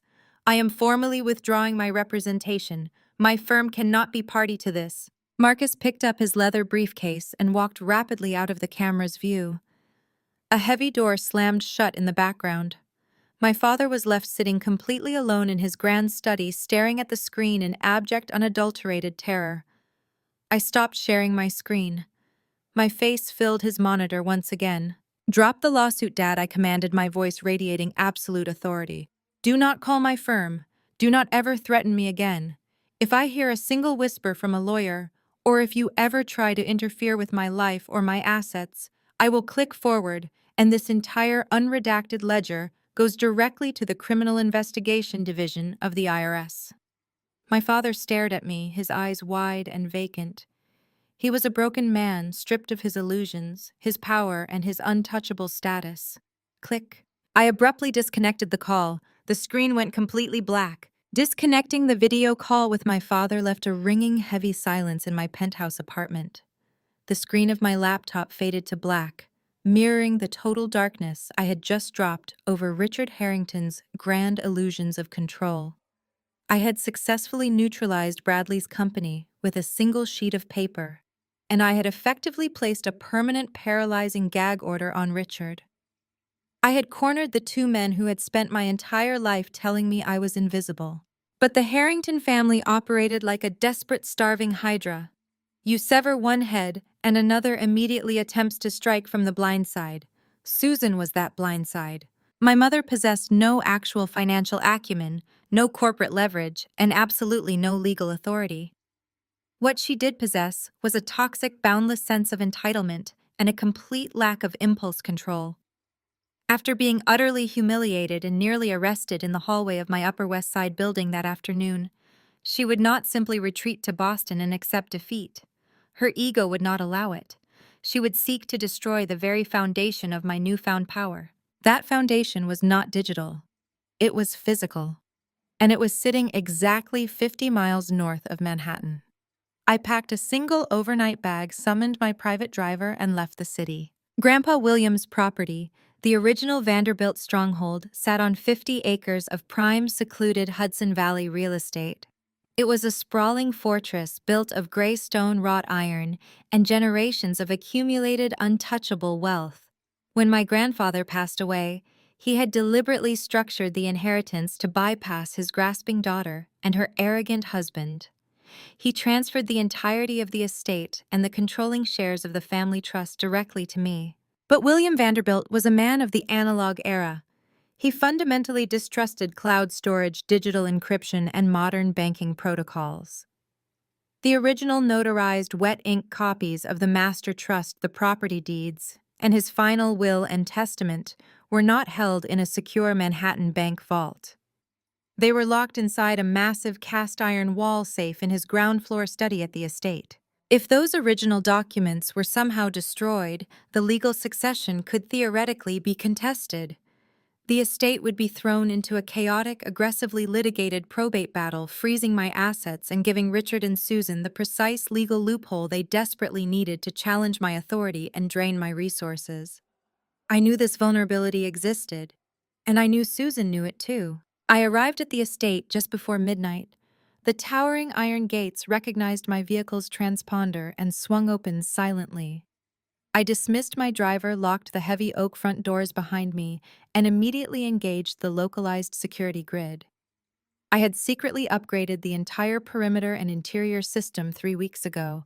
The old, outdated motion sensors had been replaced with military-grade thermal imaging, silent alarms, and high-definition night vision cameras, all wired directly to a secure application on my phone and tablet. I did not turn on the main lights. I navigated the familiar cavernous halls by the pale moonlight filtering through the leaded glass windows. I carried my laptop and a thermos of black coffee into the formal drawing room, which sat directly adjacent to my grandfather's study. I sank into a high-backed leather chair in the pitch dark, opened my tablet, and brought up the grid of security feeds. Then I waited. The hours dragged on with agonizing slowness. The massive stone house groaned and settled around me. The wind howled against the glass, masking the ambient sounds of the isolated property. I spent the time reviewing the day's liquidations, finalizing the hostile asset seizure of Bradley's worthless tech startup, and archiving the offshore tax evasion ledgers that currently had my father paralyzed with fear. I operated with the cold, detached precision of the liquidator I was trained to be, but my eyes never strayed far from the security monitors. At exactly 2 o'clock in the morning, the screen of my tablet flashed a brilliant pulsing red. The main perimeter alarms at the gate had not been tripped. Whoever had entered the grounds had parked miles down the road and hiked through the dense freezing woods flanking the eastern property line. But the localized thermal sensors on the back stone terrace had just picked up a distinct heat signature.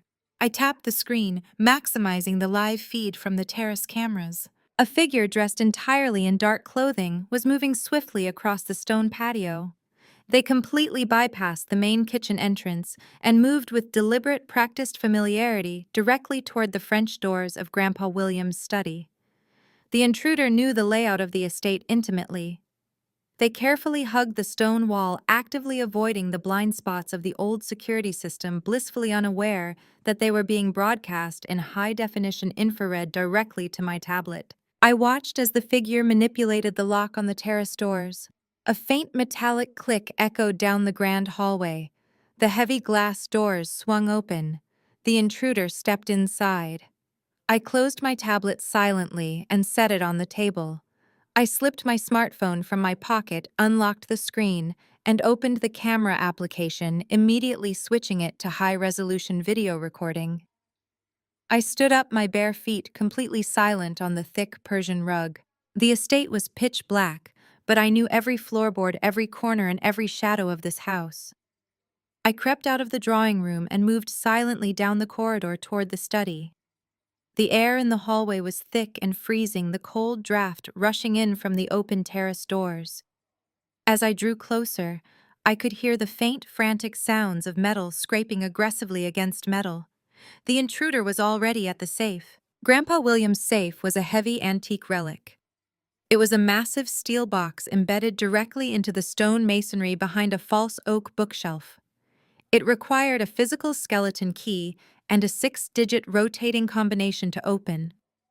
I stopped just outside the heavy double doors of the study, pressing my back flat against the cold plaster wall. The doors had been left slightly ajar.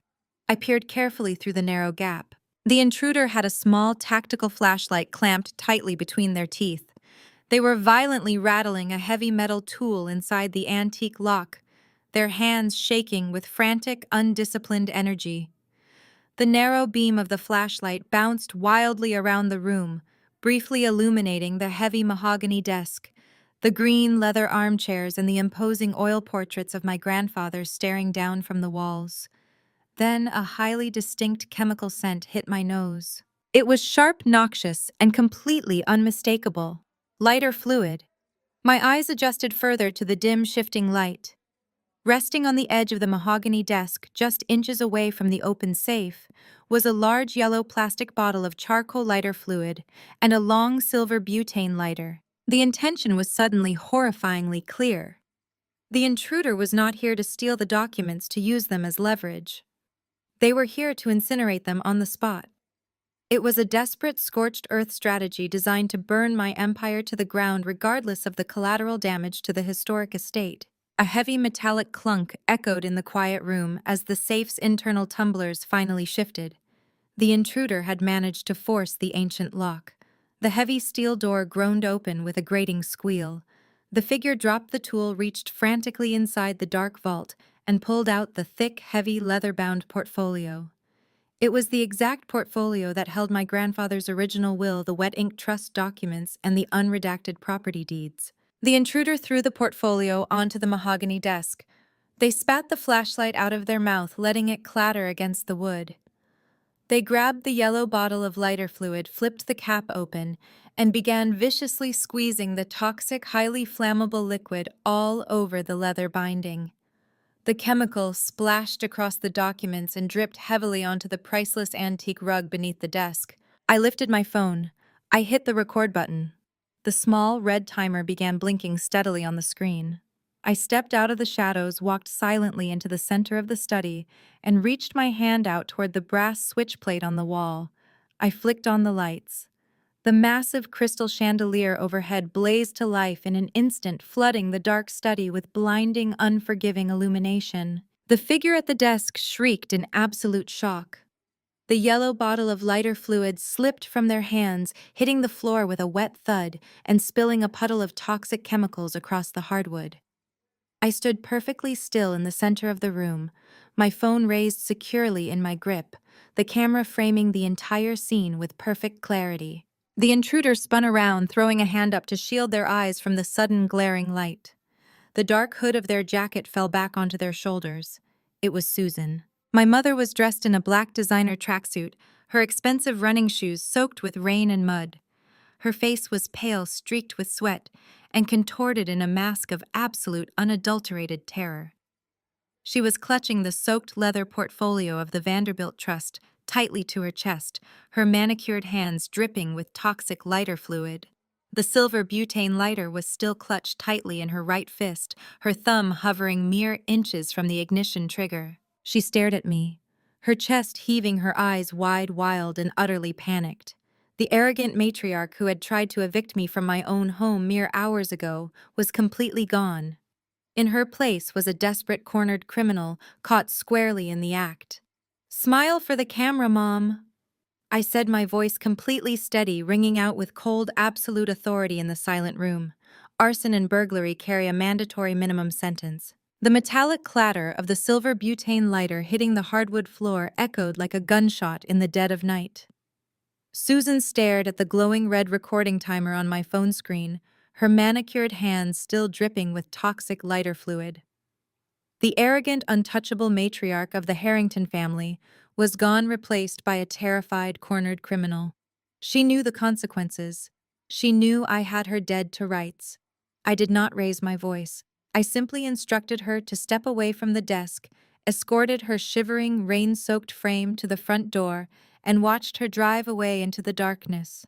I locked the original Vanderbilt Trust documents back into the safe, secure in the knowledge that my mother was now entirely on my leash. However, narcissistic delusion is a powerful drug. When cornered people like Susan do not surrender, they retreat to the only battlefield where they still believe they hold absolute authority. For my mother, that battlefield was the annual Founders Charity Gala. The gala was the crown jewel of the Manhattan social calendar. It was a high society event where the city elite gathered to display their wealth, secure their status, and pretend they cared about philanthropy. For the past 15 years, Susan had served as the chairwoman of the guest list committee. It was her singular domain of power. She decided who was relevant and who was socially dead.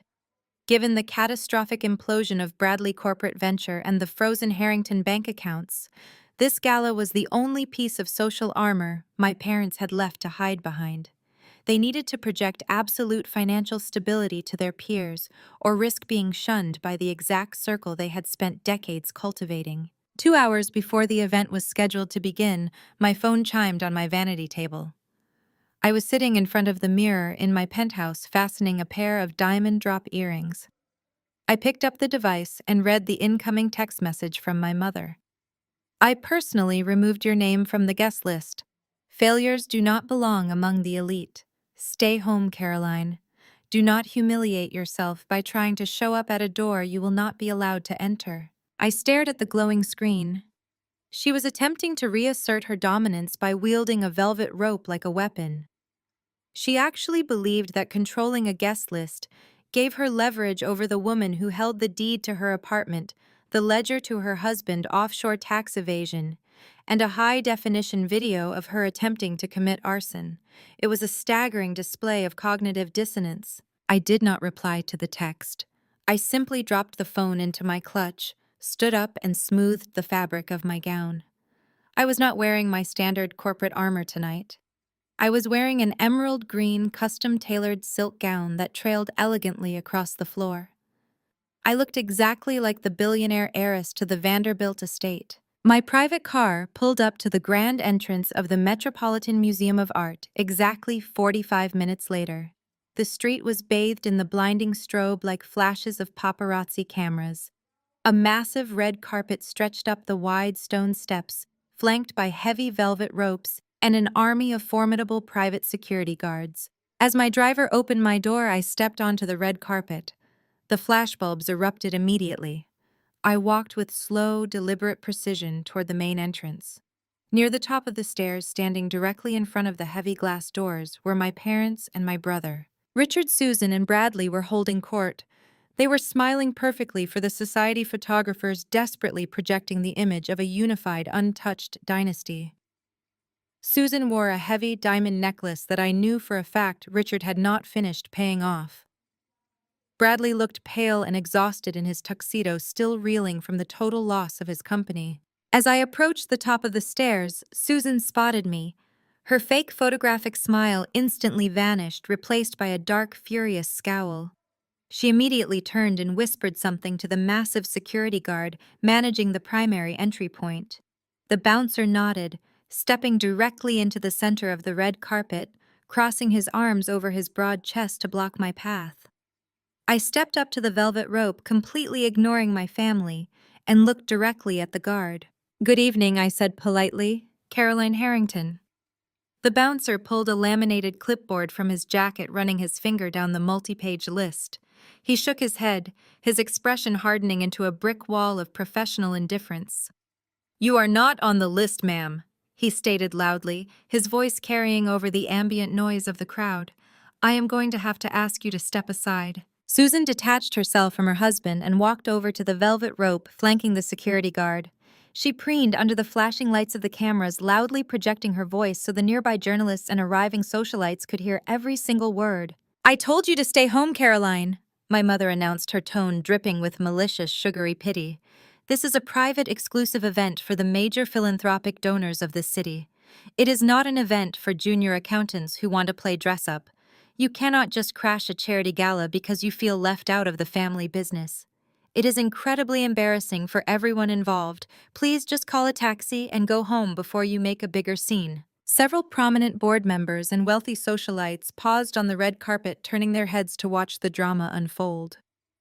Bradley smirked from the doorway, clearly enjoying the sight of his sister being publicly denied entry. Richard puffed out his chest, looking down his nose at me. They thought they had won. They thought they had successfully boxed me out of their gilded cage, restoring their twisted family hierarchy in front of all their peers. I did not break eye contact with my mother. I did not flush with embarrassment. I did not raise my voice or attempt to argue with the security guard. I simply opened my emerald clutch, withdrew my phone, and checked the time. "I will give him exactly 10 seconds, I said, quietly, speaking to no one in particular. My mother frowned, her perfectly manicured eyebrow twitching in confusion. "Give who 10 seconds?" Before she could finish her sentence, the heavy glass doors of the museum burst open. A frantic man in a sharply tailored tuxedo, wearing a wireless headset and clutching a glowing tablet, sprinted out onto the red carpet. It was Julian, the executive director of the entire charity gala.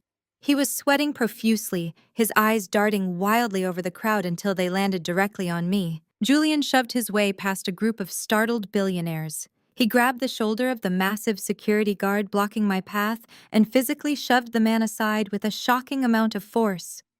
"Get your hands off that rope," Julian barked at the bewildered bouncer, his voice pitching high with absolute unadulterated panic. "Step back immediately." Julian unclipped the velvet rope himself, dropping it onto the red carpet. He turned to me, breathing heavily, his face completely pale. "Ms. Harrington." Julian gasped, bowing his head slightly in a gesture of total deference. "I am so incredibly sorry. I was managing a catering issue in the grand ballroom. I did not realize you had arrived. Please accept my deepest apologies for this unacceptable delay." My mother stared at the event director, her mouth falling open in shock. "Julian, what are you doing?" she demanded, stepping forward and pointing a trembling finger at me. "She is not on the guest list. I am the chairwoman of the committee, and I personally struck her name from the registry. You need to have security remove her from the premises right now." Julian turned to look at my mother. The expression on his face was a mixture of sheer terror and profound disbelief. He looked at her as if she had just suggested setting the museum on fire. Susan Julian said, his voice trembling as he addressed the former queen of the social scene. "You do not have the authority to strike her name from any list." "I have every authority," my mother shrieked, entirely abandoning her poised socialite facade. "She contributes nothing to this foundation. She is a nobody. She is the primary underwriter for the entire gala." Julian yelled back, his voice echoing sharply across the red carpet, instantly silencing the murmuring crowd. The paparazzi stopped snapping photos. The wealthy donors froze in their tracks. Richard, Bradley, and Susan stood completely paralyzed, the blood draining from their faces in unison. "Ms. Harrington's holding company wired the capital yesterday afternoon."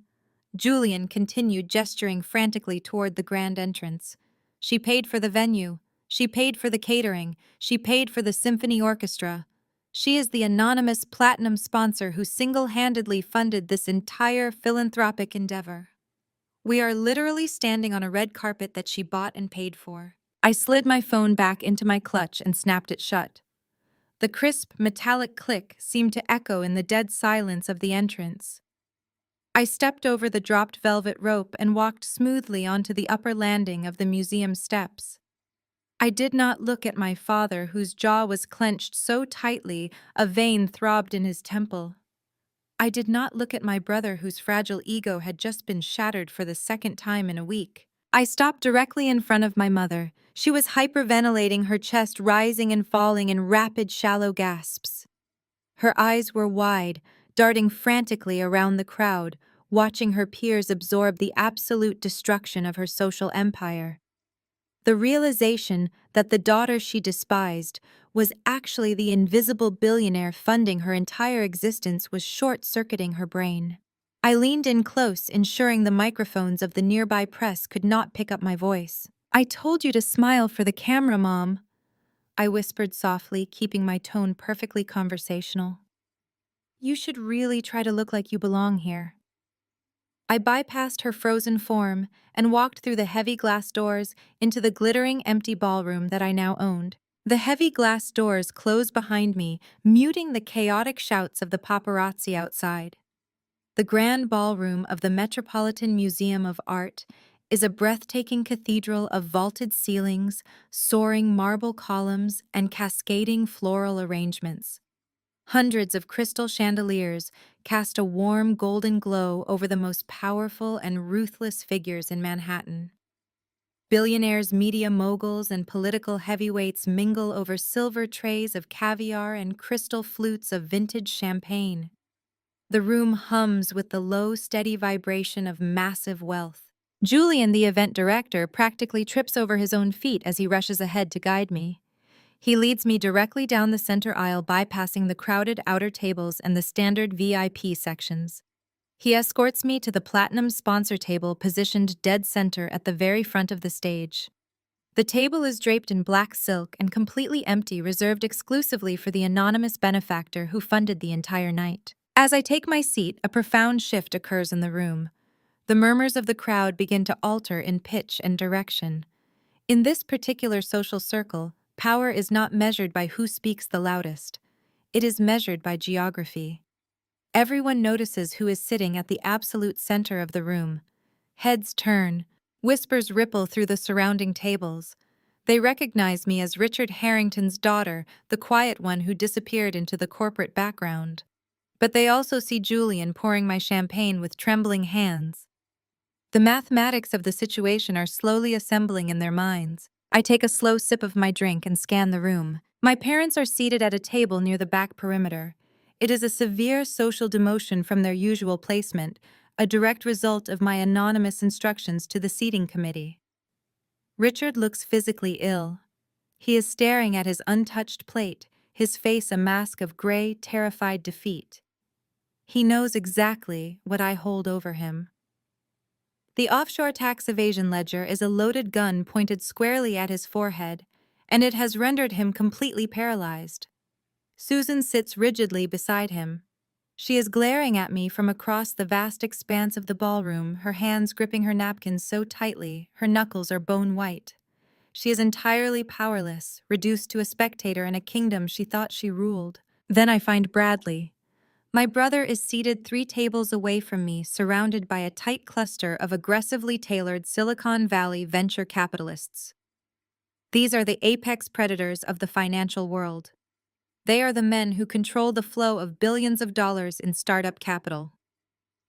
Bradley is leaning forward, speaking rapidly, gesturing with his champagne flute. He is sweating. The fine sheen of perspiration on his forehead is clearly visible under the chandelier light. He is drowning, and he is trying to smile through the water.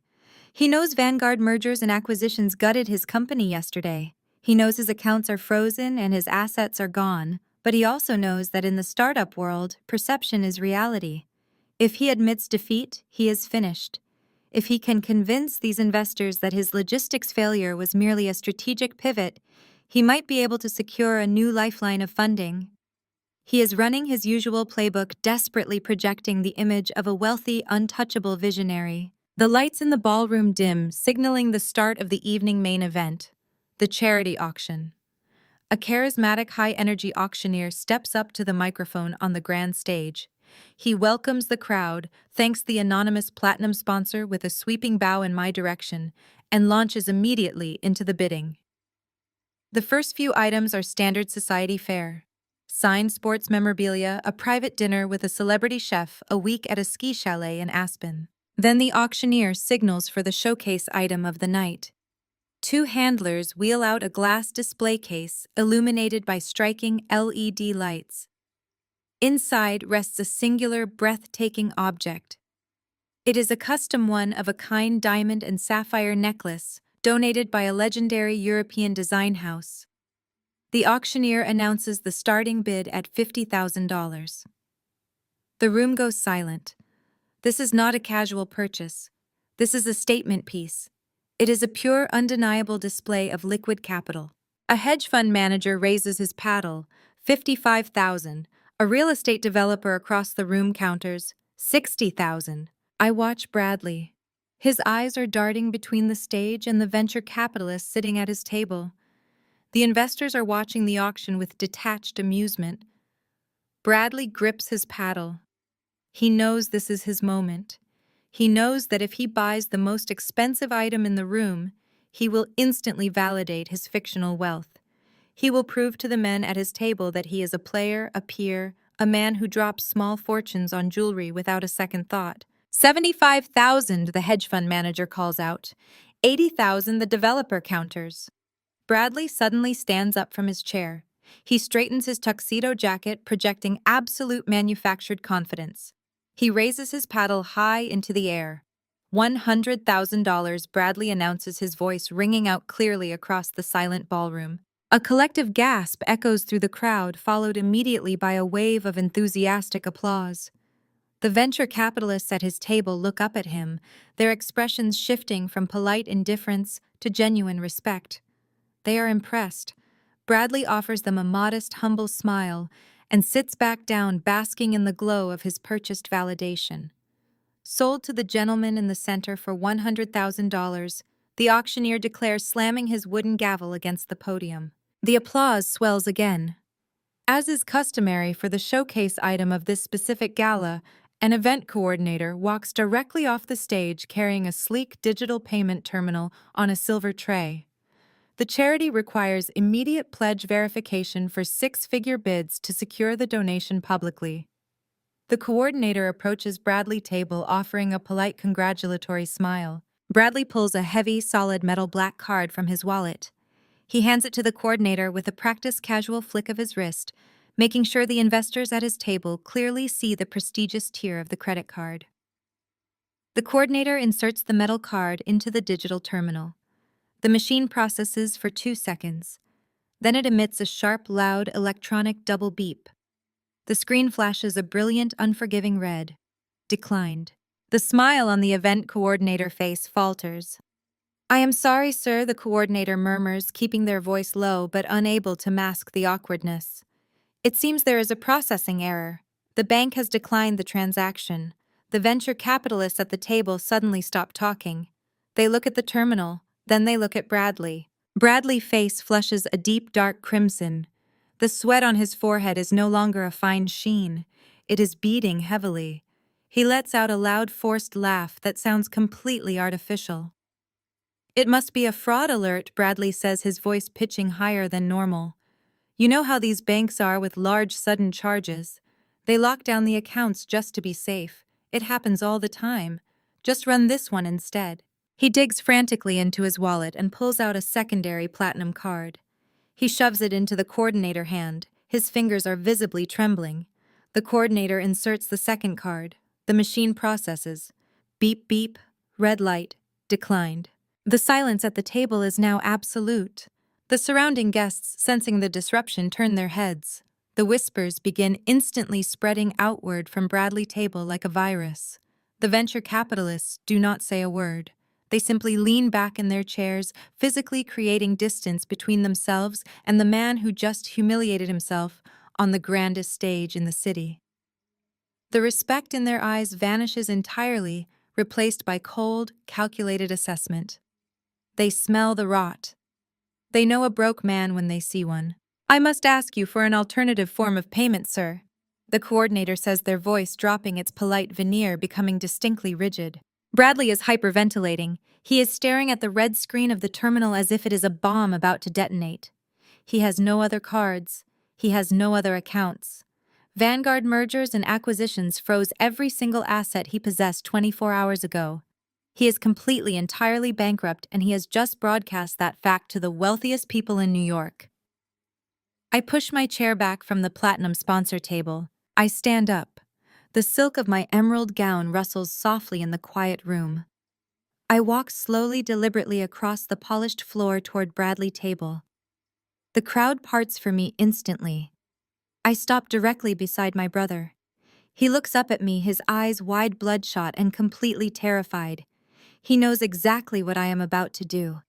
I reach into my clutch and pull out a sleek, unmarked titanium card directly linked to the primary Vanderbilt Trust.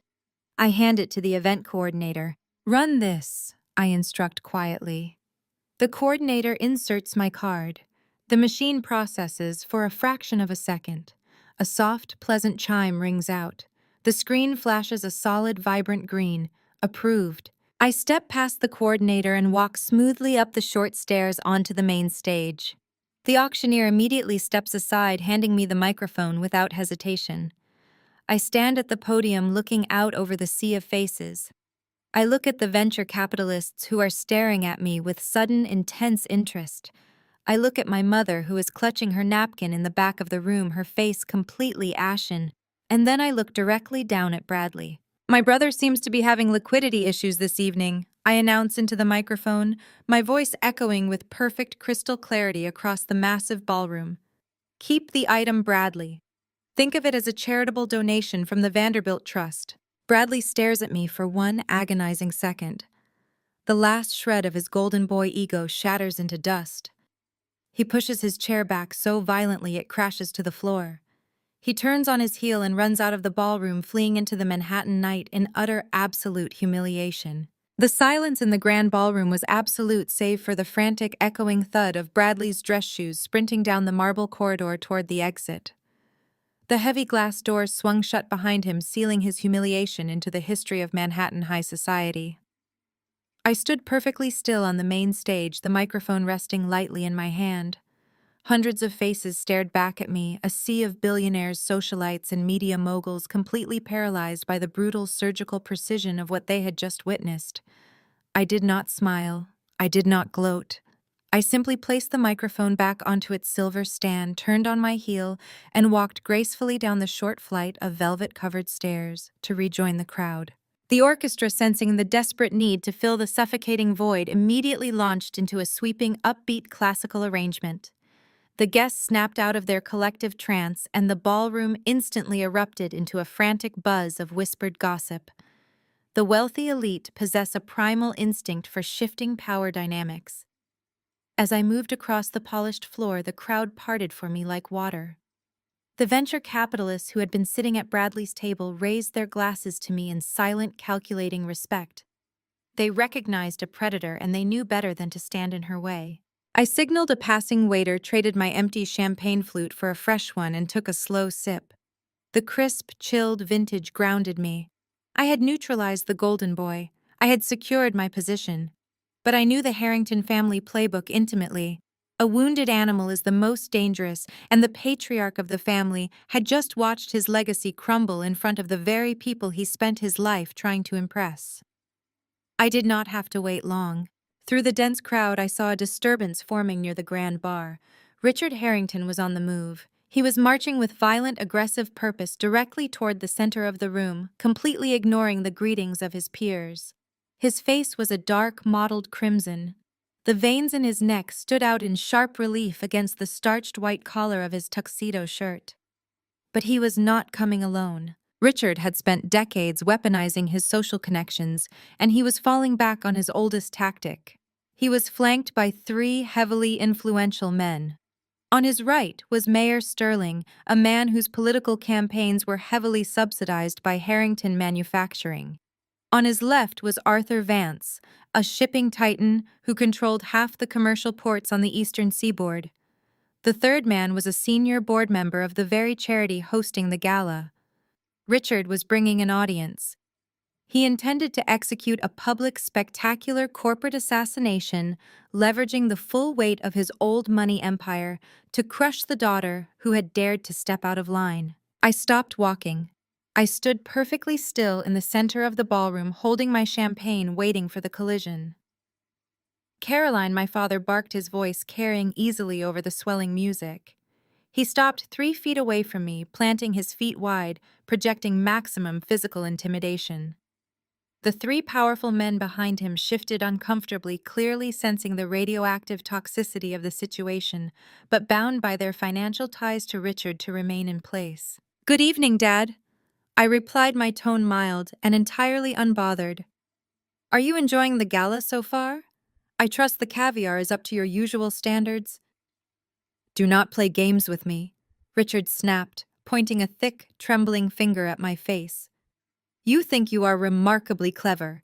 You think throwing some venture capital money around and humiliating your brother makes you a player in this city. It makes you a liability. You are a rogue, vindictive element, and you are entirely out of your depth." He turned his body slightly, ensuring the mayor and the surrounding guests could hear every word. He puffed out his chest, adopting the arrogant, booming voice of a titan of industry addressing a wayward subordinate. "Harrington Manufacturing is the industrial backbone of this state," my father declared loudly. "We employ thousands of people. We pump hundreds of millions of dollars into the local economy. And I will not allow my family name to be associated with this kind of toxic, disruptive behavior. I am making a formal declaration right here and now in front of the mayor and the board of this foundation." He turned his blazing eyes back to me. "By 9 o'clock on Monday morning, I am issuing a complete unilateral corporate boycott of every single sponsor associated with this gala." Richard threatened, his voice dripping with absolute malice. "Harrington Manufacturing will cancel every vendor contract, sever every supply chain agreement, and terminate every shipping route with any entity that took a single dollar of your dirty money to fund this event. I am going to make you radioactive, Caroline. I will ensure that Vanguard Mergers and Acquisitions is blacklisted by the entire manufacturing sector. You thought you bought yourself a seat at the table tonight.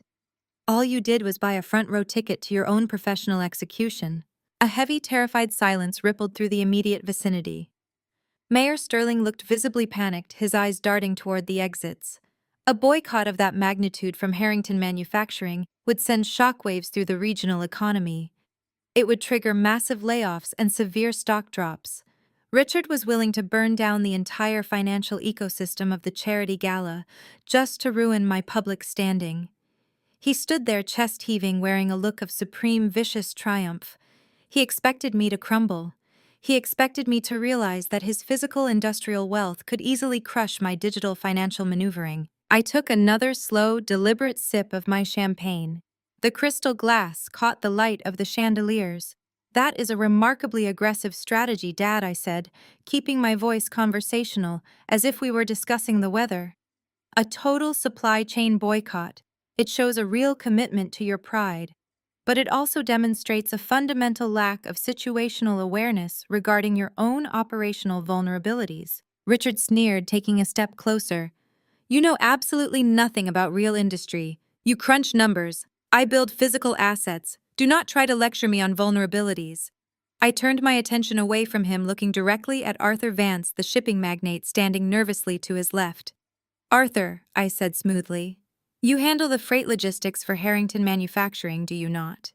You manage their inbound raw materials from the Delaware Basin. Arthur blinked, caught entirely off guard by being addressed directly. Yes, Ms. Harrington, he stammered, glancing nervously at Richard. We manage their primary logistics routes. Then you are intimately familiar with their production model. I continued, my voice echoing clearly in the quiet space. You know that Harrington Manufacturing abandoned warehousing 5 years ago to cut overhead costs. They operate on a strict razor-thin, just-in-time inventory model. They carry exactly 48 hours of microprocessor inventory on their factory floors at any given time. If their primary supplier misses a single scheduled delivery, the entire assembly line grinds to a catastrophic halt. Richard's face twitched. A tiny microscopic fracture appeared in his armor of arrogance. How do you know the exact specifications of my inventory cycles? He demanded, his voice losing a fraction of its booming volume. Because I do not just crunch numbers, Dad, I replied, locking my eyes onto his.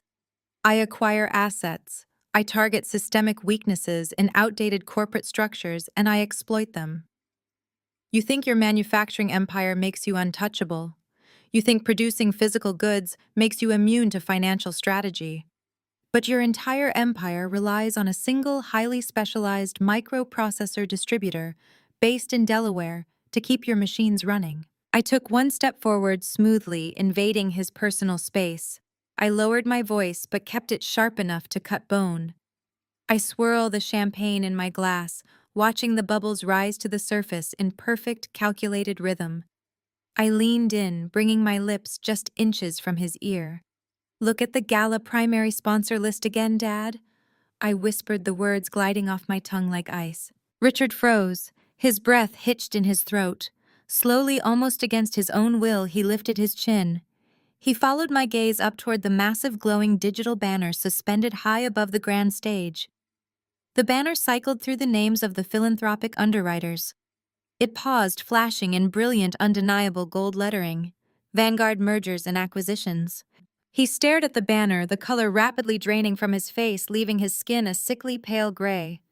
The sheer magnitude of his exposure was crashing down upon him in real time. I bought out your primary supplier yesterday, I said, smiling a bright, merciless smile as I pulled back to look him in the eyes. I executed a hostile takeover of the Delaware facility at the close of the market. I hold the exclusive distribution rights to the only microprocessors that run your proprietary machinery. If you boycott the gala sponsors tonight, your assembly lines shut down on Monday morning. You will be in breach of contract on every major client order by Wednesday, and you will be facing corporate bankruptcy by Friday. Richard's mouth opened, but no sound came out. His eyes widened in absolute, unadulterated terror. He raised a trembling hand, clutching desperately at the fabric of his tuxedo shirt, directly over his chest. His breathing turned ragged and shallow.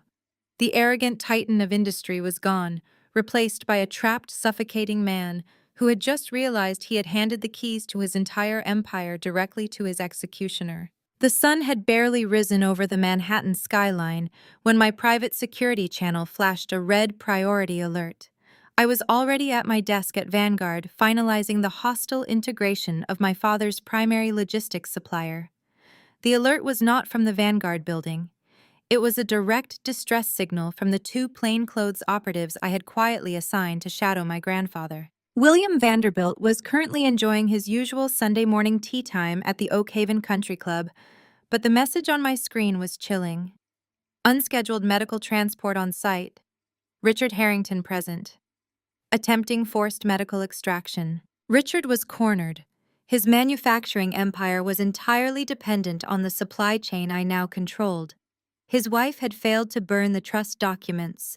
His son was a public laughingstock.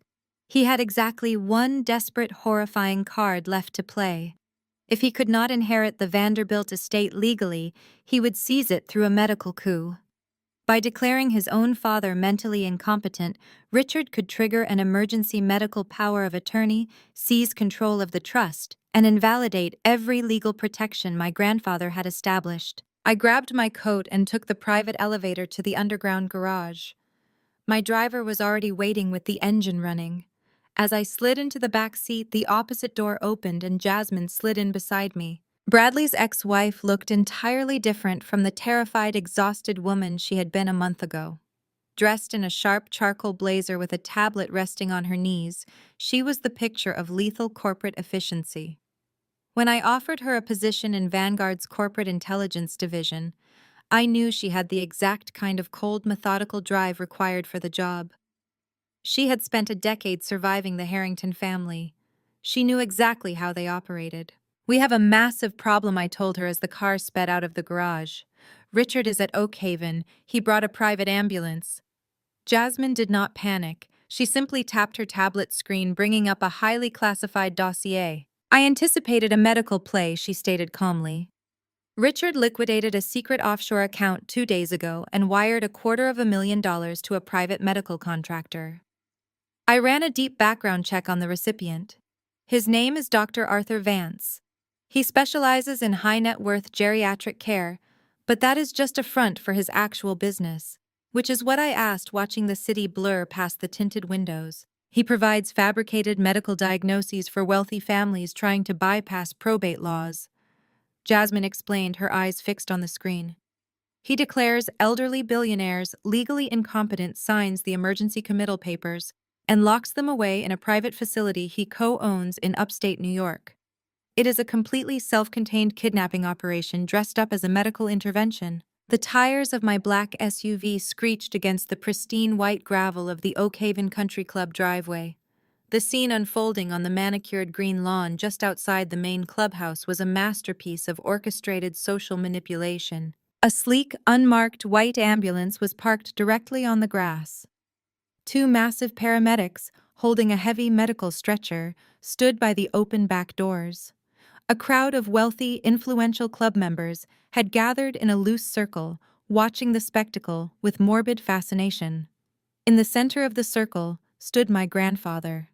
William Vanderbilt was clutching his titanium golf club so tightly his knuckles were white. His face was a mask of absolute furious indignity. Opposite him stood my father. Richard was playing his role to perfection. He held his hands out in a gesture of helpless, heartbroken concern. He had actually managed to produce fake tears wiping his eyes, as he spoke loudly enough for the entire audience of billionaires to hear. "Please, Dad," Richard begged, his voice cracking with manufactured grief. "You are not well. You do not know where you are. You have been wandering the course all morning talking to people who are not here. We just want to get you the help you desperately need." "I am standing on the 9th hole, you pathetic lying parasite," my grandfather roared, his booming voice echoing off the clubhouse walls. "Get these thugs away from me before I wrap this 9-iron around your skull." "You see the aggression," a smooth, clinical voice announced. A man in a pristine white medical coat stepped out from behind Richard. He held a thick clipboard and wore an expression of deep professional sympathy. This was Dr. Arthur Vance. He turned to the gathered crowd, offering a sad, knowing shake of his head. "Late-stage dementia often presents with extreme paranoia and violent outbursts," the doctor explained loudly to the wealthy spectators. "Mr. Vanderbilt is suffering from an acute neurological break. He is a danger to himself and others. Under the emergency medical authority granted to his son, we must transport him to a secure facility immediately for his own safety." The doctor nodded sharply to the two paramedics. They stepped forward, moving aggressively toward my grandfather with the stretcher. "Step away from him," I commanded. My voice cut through the damp morning air like a gunshot. The paramedics froze in their tracks. The crowd of wealthy onlookers parted instantly as I strode directly onto the manicured grass, placing myself squarely between the medical thugs and my grandfather. Jasmine matched my pace, exactly stepping up to stand at my right shoulder. My father's face contorted into a mask of pure, unadulterated hatred. Caroline, Richard spat, instantly dropping his heartbroken son routine. "Get out of the way. This is a private medical matter. You have absolutely no legal standing here." "I have every standing," I replied, keeping my voice perfectly steady. I turned my attention to the man in the white coat. Dr. Arthur Vance, I presume. You are trespassing on private property, and you are attempting to execute an illegal medical kidnapping. I highly suggest you order your men to put that stretcher back in the vehicle." The doctor offered me a patronizing, pitying smile. "I understand this is difficult for you to process, young lady," he said, speaking to me as if I were a hysterical child. "But I am a licensed physician. I have personally evaluated your grandfather's medical records. I have declared him legally unfit, and I am executing a mandatory psychiatric hold signed by his primary next of kin. You cannot stop a medical directive. You evaluated nothing," my grandfather snarled from behind me. "I have never seen this fraud a day in my life." "The delusions are worsening." The doctor sighed, looking at Richard. "We need to administer the sedative and initiate transport." "You will not administer a single thing," Jasmine stated. She stepped out from behind me holding her sleek black tablet. She did not look at Richard. She did not look at my grandfather. She locked her eyes entirely on the corrupt doctor. Dr. Arthur Vance. Jasmine began, her voice ringing out with cold, terrifying precision. "Former chief of staff at St. Jude's Medical Center. Terminated 5 years ago following an internal investigation into missing pharmaceutical inventory." The smug, patronizing smile on the doctor's face vanished instantly. He took a tiny, involuntary step backward. "What is this nonsense?" the doctor demanded, his voice pitching higher. "Who are you?" Jasmine ignored his question and tapped her tablet screen. Currently operating under a restricted medical license in the state of New York, she continued reading directly from the glowing screen. "Your license was completely revoked in Pennsylvania and Delaware following 3 separate sealed civil lawsuits for extreme medical malpractice. You were accused of forging prescriptions for heavily controlled narcotics and selling them to high-net-worth clients." A shocked murmur rippled through the crowd of wealthy country club members. They were hanging on every single word. "Shut your mouth!" Richard roared, stepping toward Jasmine. "This is slander. I will have you arrested." "I have the unredacted court transcripts right here," Richard. Jasmine snapped back, her eyes flashing with a fierce, brilliant light. She was finally taking her revenge on the family that had treated her like garbage for a decade. "I also have the bank wire transfer you sent to this man 48 hours ago. $250,000 deposited into a shell company, registered to his wife's maiden name. You bribed a disgraced, corrupt physician to write a fake dementia diagnosis so you could steal your father's estate." The silence on the golf course was absolute. The morning wind rustled the leaves of the oak trees, but no one dared to breathe. I looked at the doctor. The color had completely drained from his face. He was sweating profusely, his eyes darting frantically between me, Jasmine, and the growing crowd of witnesses. He realized exactly what was happening.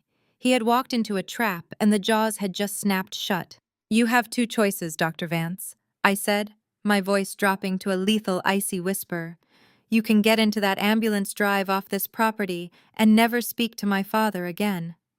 Or my associate will hit send on her tablet, and every single document she just referenced will be instantly emailed to the New York State Medical Board, the local district attorney, and the Federal Fraud Division. You will not just lose your license. You will spend the next 20 years in a federal penitentiary." The doctor looked at my father.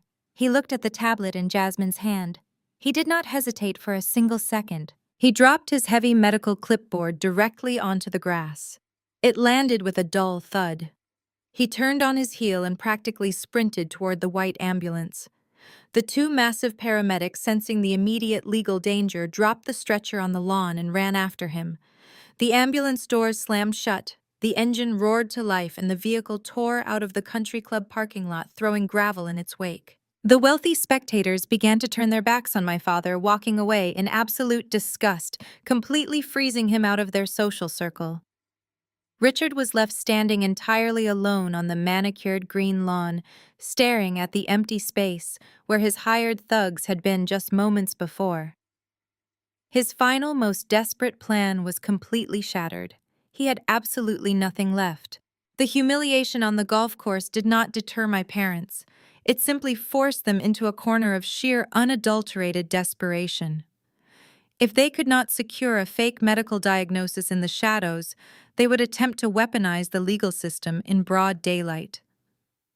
Less than 48 hours after Dr. Vance fled the country club, Richard and Susan filed an emergency ex parte petition for a legal conservatorship over William Vanderbilt. We met in the heavy oak-paneled chambers of Judge Mendez at the Manhattan Surrogate Court.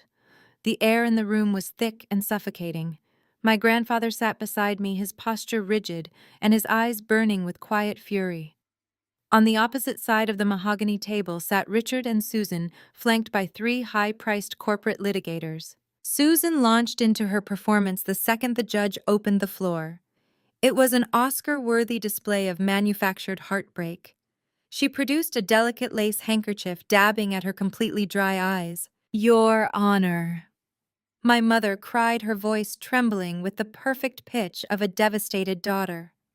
"My father is gravely ill. He is suffering from severe cognitive decline. Caroline is preying on his weakness. She isolated him, manipulated his finances, and is actively stealing a sick, defenseless old man money. We just want to protect him. We just want to bring him home where he can be safely cared for by his real family." Judge Mendez, a sharp, deeply experienced jurist, looked over the rims of her glasses. She did not look at Susan. She looked at the towering stack of legal documents I had submitted that morning.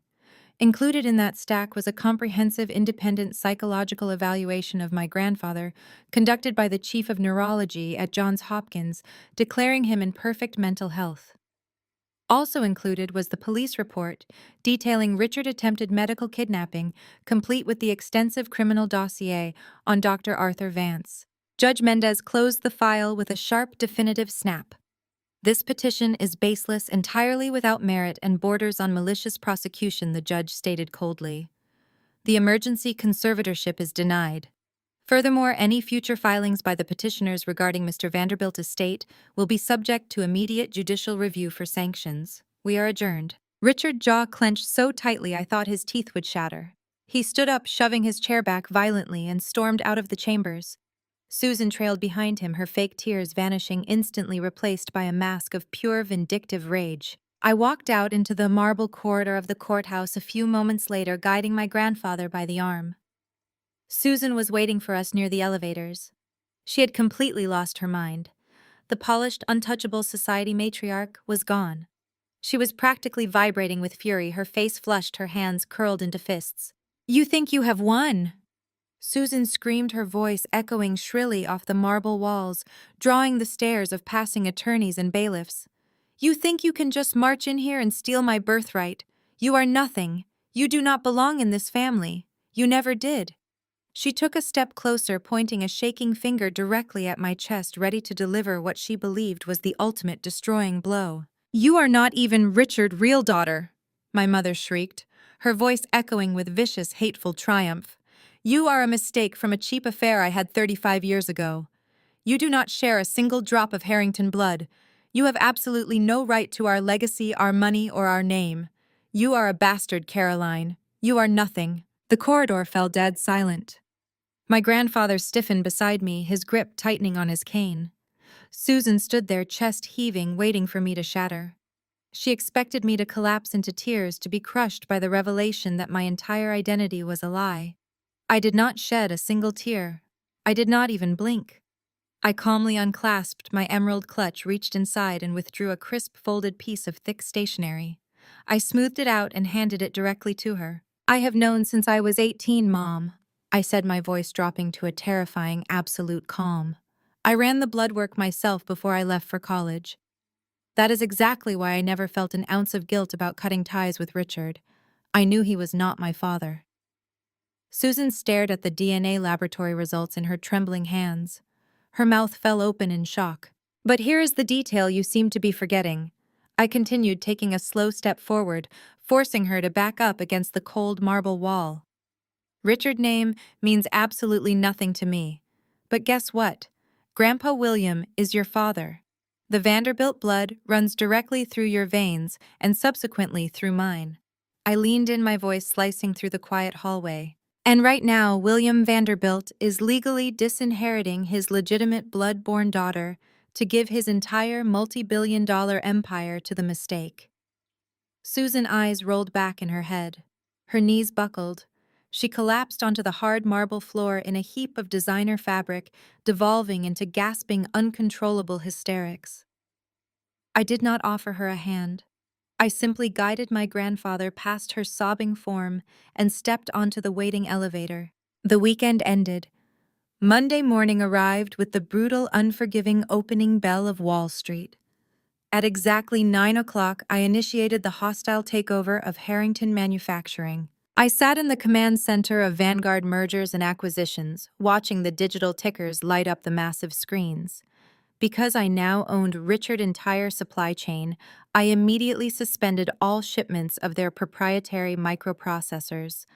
Simultaneously, I leveraged the toxic corporate debt I had acquired from Bradley, gutted logistics company calling in the collateral that Richard had foolishly co-signed to keep his golden boy afloat. The trap was fully sprung. It was a massive unpayable margin call.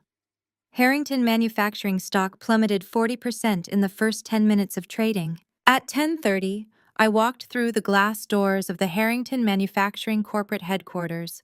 I bypassed the panicked receptionists and walked directly into the executive boardroom. Richard was standing at the head of the long oak table, sweating through his suit, screaming into a telephone, while his 12 board members sat in terrified silence. I took a seat at the opposite end of the table. Richard dropped the phone, staring at me as if looking at a ghost. "Good morning, gentlemen," I announced to the board. "Your stock is currently in free fall. You have no inventory, massive default liabilities, and zero operational liquidity. You are 30 minutes away from total insolvency." The boardroom erupted into panicked shouting. I raised a single hand, silencing them instantly. "I am here to offer Vanguard Mergers and Acquisitions as a white knight," I continued smoothly. "I will issue a full comprehensive bailout. I will restore your supply chain immediately and absorb the toxic debt. I will save this company and protect your shareholders." The board members slumped in their chairs, letting out heavy sighs of relief.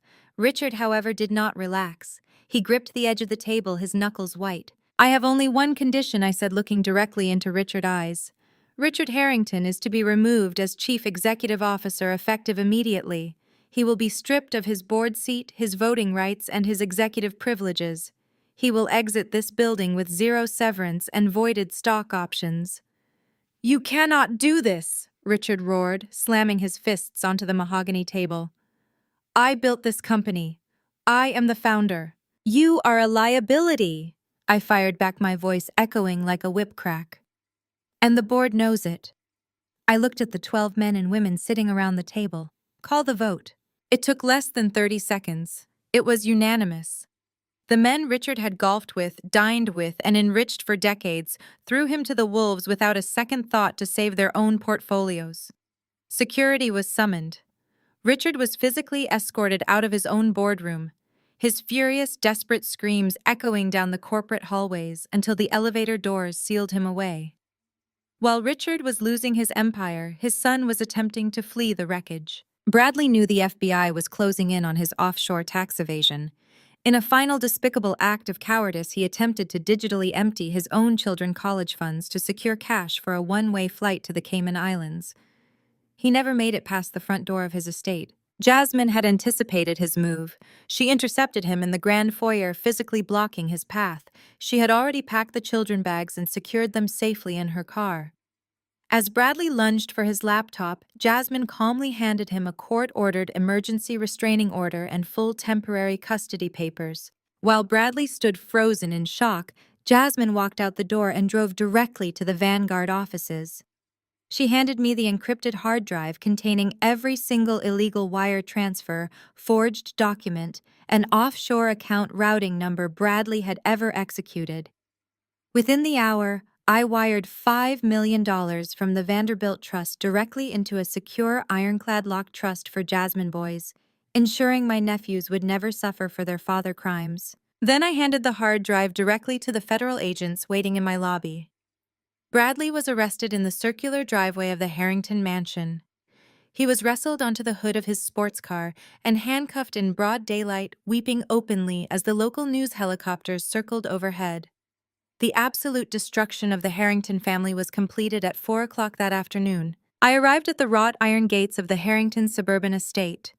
The massive, sprawling mansion was the final physical symbol of their hollow dynasty. I stepped out of my car accompanied by 2 Vanguard security operatives and a licensed process server. Richard and Susan were standing on the front steps. They looked broken-aged and entirely defeated. Richard's tie was undone, his jacket missing. Susan's makeup was smeared, her designer dress wrinkled. They had nowhere to run, nowhere to hide, and no one left to call. The process server stepped forward and handed Richard a thick manila envelope. "What is this?" Richard croaked, his voice barely a whisper. "Those are your foreclosure and eviction notices," I said, standing at the base of the marble steps, looking up at the people who had made my life a misery for over 2 decades. "You defaulted on your loans when your company's stock crashed. The bank seized the deed to this estate this afternoon." Susan let out a strangled, pathetic sob. "You cannot do this. We have nowhere to go." "I bought the bank that holds your mortgage, Mom," I stated, my voice completely devoid of emotion. "You have exactly 24 hours to vacate my property." I turned my back on them and walked away, ignoring the sound of my mother collapsing onto the stone steps. 1 month later. The heavy brass-trimmed doors of the Vanderbilt Estate Library clicked shut, sealing out the noise of the outside world. The room smelled of old paper-polished leather and burning cedar from the massive fireplace. I sat in a high-backed leather armchair opposite my grandfather.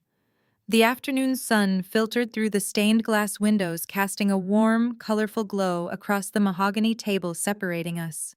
Between us rested a single freshly stamped legal document from the state Supreme Court. The judge had officially granted my petition. I reached out and ran my fingers over the heavy embossed seal. I was no longer Caroline Harrington. That name and all the toxic, abusive history attached to it was completely dead. I was Caroline Vanderbilt. My grandfather reached for a heavy crystal decanter. He poured 2 measures of 50-year-old single malt scotch into 2 heavy glass tumblers. He handed one to me, his eyes shining with profound, absolute pride. "To the future," my grandfather said, raising his glass. "To the future," I replied. Our glasses met with a clear, ringing chime. The Harrington name was erased, replaced entirely by a woman who built her own empire.